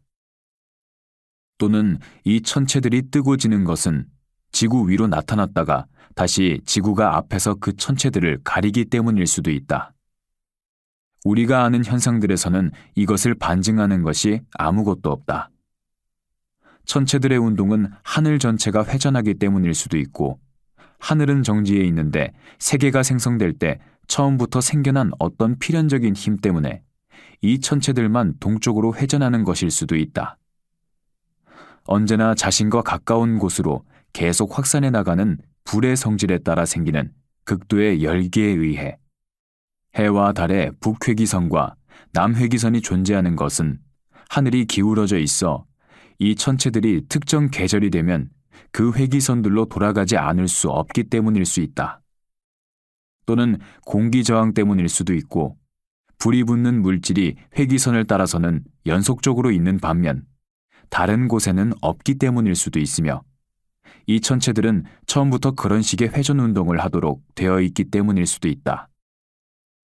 우리가 언제나 천문학자들의 노예적이고 인위적인 설명들을 두려워하지 않고 이 분야에서 가능한 설명들을 가져와서 각각의 설명이 현상들과 일치하는지를 살펴본다면 앞에서 말한 모든 설명과 그 비슷한 설명은 어떤 분명한 것과도 불일치하지 않는다. 달이 기울었다가 다시 차는 것은 달이 회전하기 때문일 수도 있고 대기 환경 때문일 수도 있으며 다른 천체가 달을 가리기 때문일 수도 있다. 요컨대 달이 보여주는 그러한 모습들은 우리 주변에서 일어나는 현상들로부터 유추할 수 있는 여러 방식으로 설명된다. 하지만 인간이 무엇을 관찰할 수 있고 무엇을 관찰할 수 없는지를 살펴보지도 않고 관찰할 수 없는 것까지 관찰하려고 함으로써 어느 한 가지 설명에 매료되어 다른 설명을 모두 배척하는 잘못을 저질러서는 안 된다. 달의 빛은 달 자신에게서 생긴 것일 수도 있고 해로부터 온 것일 수도 있다. 우리가 사는 지구에서도 어떤 것의 빛은 자신에게서 생겼고 어떤 것의 빛은 다른 것에서 온 것이기 때문이다. 우리가 언제나 분명한 증거와 일치하지 않는 것을 근거 없이 중시하여 이런저런 이유로 하나의 설명만을 고집하는 것이 아니라 천체 현상은 여러 방식으로 설명할 수 있고 각각의 설명을 밑받침해주는 근거와 원인들이 존재함을 기억하기만 한다면 이렇게 천체 현상을 여러 방식으로 설명하는 것은 아무런 문제가 되지 않는다.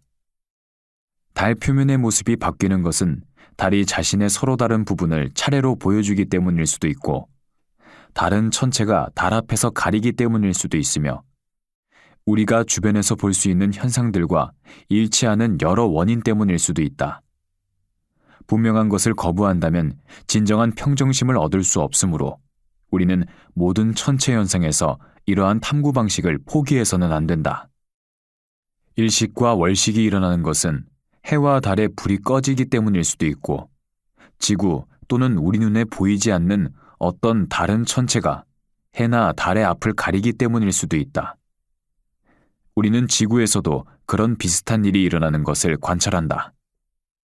이렇게 우리는 서로 잘 들어맞는 여러 설명 방식을 함께 고려해야 하고, 여러 원인이 동시에 작용하는 일도 불가능하지 않음을 고려해야 한다.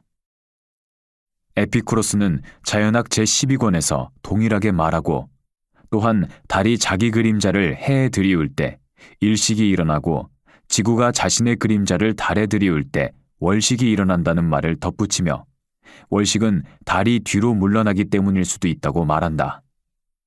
디오게네스 라에르티오스는 자신의 문집 제1권에서 이 말을 인용했다. 천체들의 공전 운동이 규칙적인 이유는 주변에서 일어나는 여러 일에서 볼 수 있는 회전 운동의 규칙성에서 유추해야 한다. 우리는 이것을 설명하기 위해 신적 존재를 끌어들여서는 안 되고, 신적 존재를 이런 일로부터 해방시켜 완전한 행복의 상태에 있게 해야 한다. 그렇게 하지 않으면 천체 현상의 원인에 관한 모든 탐구는 헛된 것이 되고 만다. 실제로 어떤 사람들은 여러 가능한 설명을 모두 받아들이는 탐구 방식을 고수하지 않고, 천체 현상은 오직 한 가지 방식으로만 설명된다고 생각해 다른 모든 가능한 설명 방식을 배척하는 헛된 착각에 빠져 지성으로 인식할 수 없는 영역으로 내몰려 천체 현상을 설명하는 근거로 사용해야 할 주변 현상에 따라 천체 현상을 고찰할 수 없게 되었다. 밤과 낮의 길이가 달라지는 이유는 지구 위에서 해가 빠르게 운동하다가 다시 느리게 운동하기 때문일 수도 있고, 해를 만들어내는 데 필요한 불이 더 빨리 또는 더 느리게 모이기 때문일 수도 있다. 그리고 해의 운동 속도가 빠르거나 느린 이유는 해가 통과하는 지역들의 길이가 같지 않기 때문이거나, 어떤 지역은 더 빨리, 어떤 지역은 더 느리게 통과하기 때문이다. 우리는 이런 일이 주변에서도 일어남을 관찰할 수 있고, 천체 현상에 대한 우리의 설명은 주변에서 일어나는 현상에 대한 설명과 일치해야 한다. 그런데도 어떤 사람들은 한 가지 방식으로 설명하는 것만 고집하면서 주변에서 일어나는 현상들과 천체 현상을 비교 유추해 설명하는 것을 거부하고, 인간이 그런 식으로 고찰하는 것이 가능한지도 묻지 않는다. 하늘에 나타나는 기후와 관련된 여러 징후들은 우리 주변에서 동물들이 보여주는 여러 징후들과 마찬가지로 어떤 징후와 그 시기가 우연히 서로 일치하기 때문일 수도 있고, 대기의 변화 때문일 수도 있다. 이 두 가지 설명은 우리 주변에서 일어나는 현상들에 대한 설명과 불일치하지 않는다. 하지만 어떤 경우에 전자가 원인이고 어떤 경우에 후자가 원인인지는 알 수 없다. 구름이 생기고 모이는 것은 바람의 압력으로 대기가 응축되기 때문일 수도 있고, 구름을 생성하고 모으는 데 적합한 원자들이 서로 결합해 응집되기 때문일 수도 있으며, 땅과 물로부터 습기를 머금은 입자들이 대기로 올라가 모이기 때문일 수도 있다. 그 밖에도 구름이 생성되고 모이는 방식이 여럿 있다. 구름이 생성되고 모인 후에 구름으로부터 비가 만들어지는 것은 구름이 축적되면서 아래쪽 구름이 짓눌려 짜내지기 때문일 수도 있고, 햇빛을 받아 구름 상태가 변화되기 때문일 수도 있다. 이때 바람이 적절한 방향에서 구름이 있는 곳으로 휘몰아친다면 비를 만들어내는 데 적합한 입자들이 응집되어 더 세찬 비가 만들어질 수 있다. 천둥이 생기는 이유는 바람이 갇혀있는 호리병에서 볼 수 있듯 바람이 구름 속 빈 공간에 갇히기 때문일 수도 있고, 바람에 실려 불이 구름 속으로 들어가 타오르면서 소리를 내기 때문일 수도 있으며, 구름이 찢어지고 분리되기 때문일 수도 있고, 구름이 얼음처럼 응집되어 서로 부딪히고 파열하기 때문일 수도 있다. 다른 모든 천체 현상과 마찬가지로 이것도 우리에게 여러 방식으로 설명할 것을 요구한다.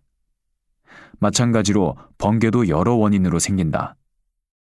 번개가 생기는 것은 구름이 서로 마찰하고 충돌하면서 불을 만들어내는 입자들이 구름으로부터 빠져나오기 때문일 수도 있고, 바람이 섬광을 만들어내는 물체들을 구름으로부터 휘몰아 나오기 때문일 수도 있으며, 구름이 자체 내에서 압축되거나 바람에 의해 압축되어 삐져나오기 때문일 수도 있고, 천체들로부터 나와 흩어져 있던 불이 구름 속에 갇혀 있다가 구름과 바람의 운동에 의해 구름 밖으로 배출되기 때문일 수도 있으며, 가장 미세한 입자들로 이루어진 빛이 구름을 통과할 때 구름이 불붙게 되고 천둥이 발생할 수 있는데, 이 빛의 운동 때문에 번개가 생길 수도 있고, 바람이 구름 속에서 맹렬하게 운동하면서 구름이 심하게 압축되어 불이 붙기 때문일 수도 있으며, 구름이 바람에 의해 찢어져 불을 만들어내는 원자들이 떨어져 나오면서 번개의 모습으로 나타나는 것일 수도 있다. 그리고 우리가 언제나 천체 현상에 집중해서 주변에서 일어나는 비슷한 현상과 비교하기만 한다면 그 밖에 다른 여러 설명도 쉽게 찾아낼 수 있다.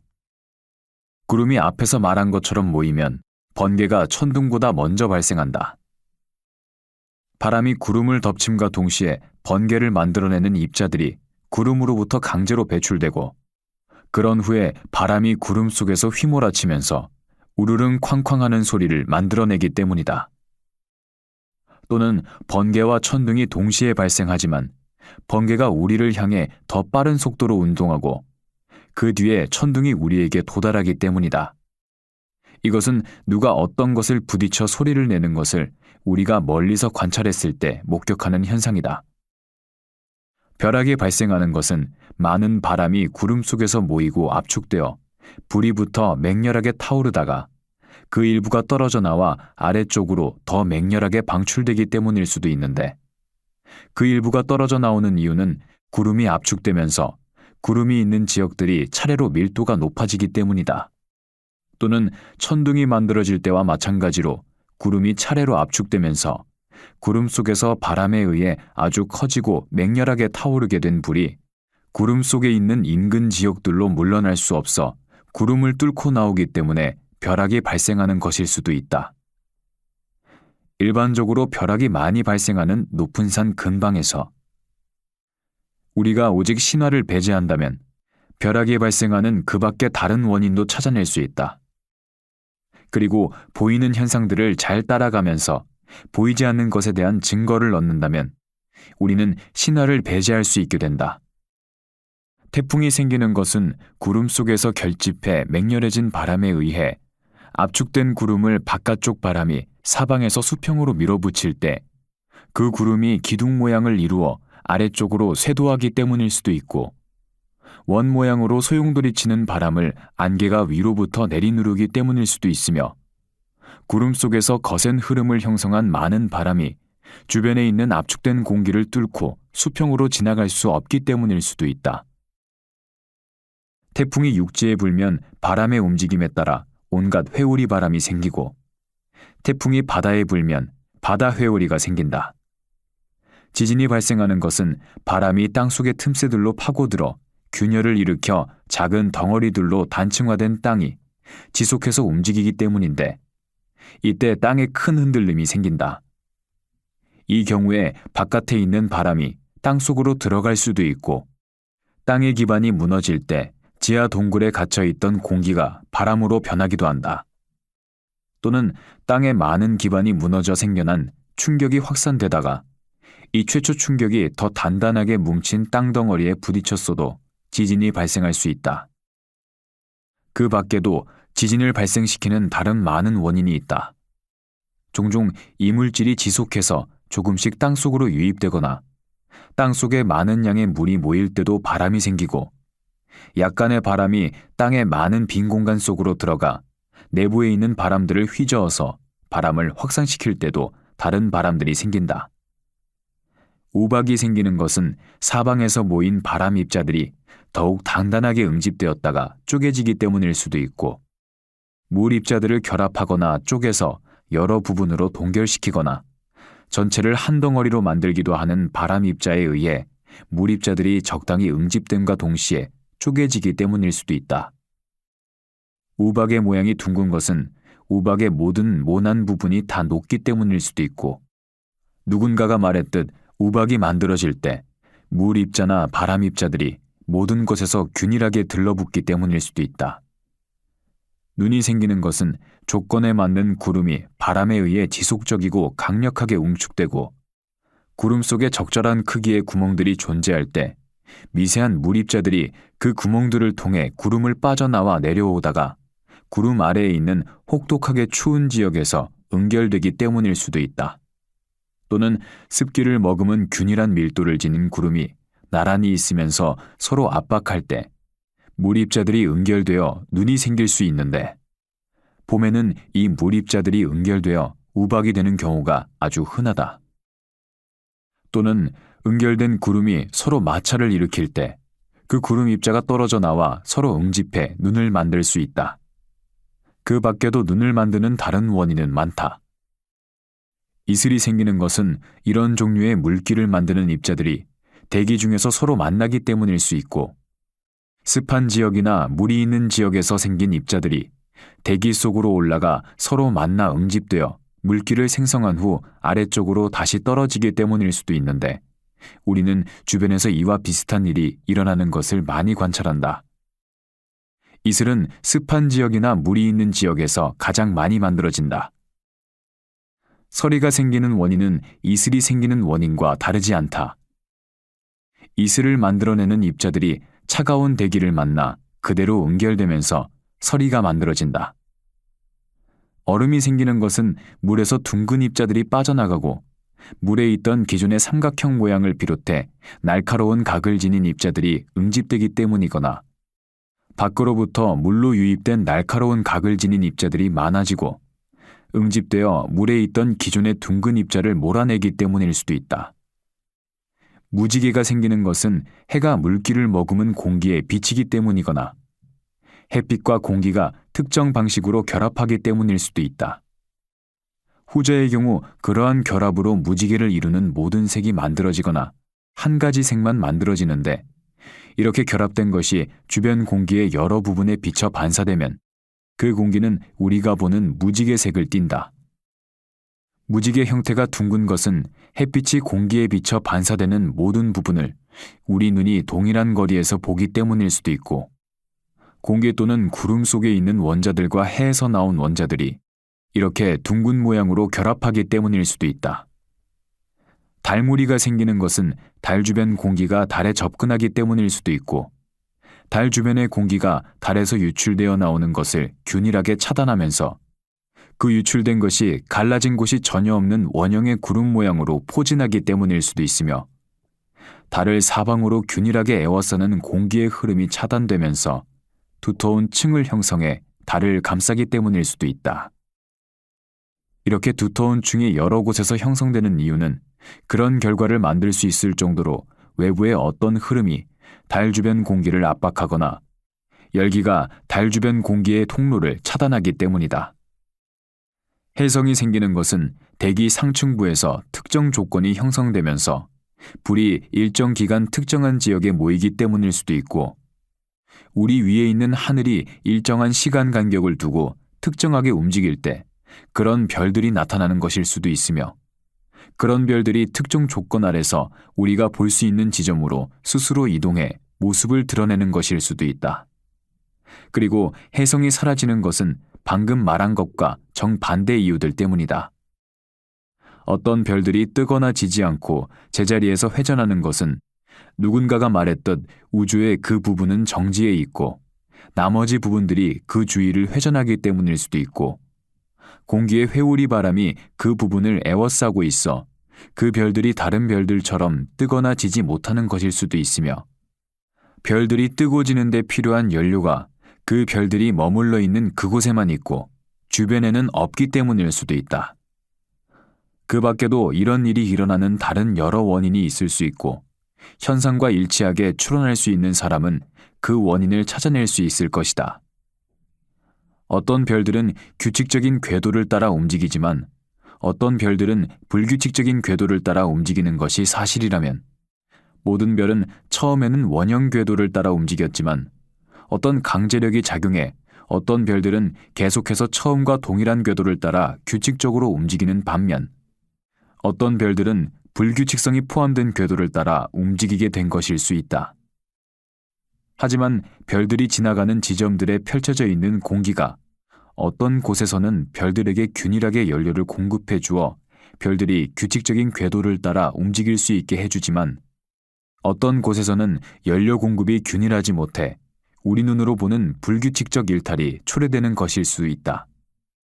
이런 천체 현상은 여러 방식으로 설명해야 하므로 오직 한 가지 원인만을 고집하는 것은 미친 짓인데도 생각 없는 천문학을 신봉하는 자들은 이런 천체 현상에 공허하고 헛된 오직 한 가지 원인만 제시하여 신적인 존재들에게 무거운 짐을 지운다.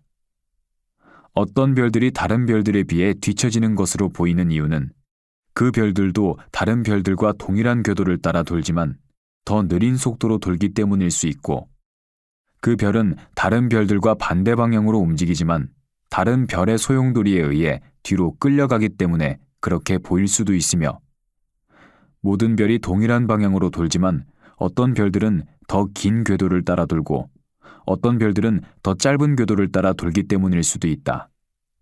하지만 이러한 천체 현상에 대해 오직 한 가지 원인만 제시하는 것은 많은 사람에게 신비감을 심어주려는 것일 뿐이다. 별이 떨어지는 것이라고 하는 유성 현상은 어떤 경우에는 번개 현상과 관련해 설명했듯 별들이 서로 마찰을 일으켜 떨어져 나온 파편들이 바람과 뒤섞이기 때문일 수도 있고 불을 만드는 원자들이 서로 만나 결합해 이 결과를 만드는데 적합한 유사한 물질을 생성시켜 처음에 이 원자들을 결합시킨 동력을 따라 움직이기 때문일 수도 있으며 특정한 밀도를 지닌 채 안개를 형성하고 있는 구름 속으로 모인 바람이 구름에 갇혀 소용돌이 치면서 불이 붙은 후 자신을 에워싼 구름을 뚫고 나와 이 운동을 만들어낸 동력이 이끄는 곳으로 움직이기 때문일 수도 있다. 그리고 여기서 언급하지는 않았지만 이 천체 현상을 만들어내는 그 밖의 다른 원인도 존재한다. 어떤 동물들이 보여주는 기후에 대한 징후들은 우연히 때가 일치했기 때문이다. 동물들에게는 겨울을 강제로 끝낼 힘도 없고 어떤 신적인 존재가 앉아서 동물들을 주의 깊게 지켜보다가 동물들이 어떤 행동을 하는 것을 보고 거기에 맞춰 기후를 변화시키는 것도 아니기 때문이다. 비록 작고 하찮은 것이 더 큰 기쁨을 누린다고는 하지만 어쨌든 하찮은 동물도 그런 어리석음에 빠지지 않는데 완전한 행복을 얻은 사람이 그런 어리석음에 사로잡힌다는 것은 말도 되지 않는다. 피토클레스여, 너는 이 모든 것을 기억해두라. 그렇게 해야만 많은 경우의 신화에서 벗어나 여기서 말한 것과 비슷한 현상을 제대로 이해하게 되기 때문이다.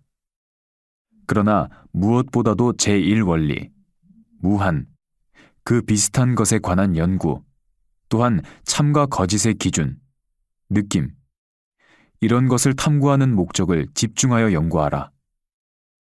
이런 것을 모두 철저하게 연구하면 개별적이고 세부적인 것을 쉽게 이해할 수 있기 때문이다. 하지만 이런 것을 철저하게 연구해 기억해두지 않은 사람은 개별적이고 세부적인 것을 제대로 고찰할 수도 없고 개별적이고 세부적인 것을 탐구하는 목적을 달성할 수도 없다. 이상은 천체 현상에 관한 에피쿠로스의 생각이다.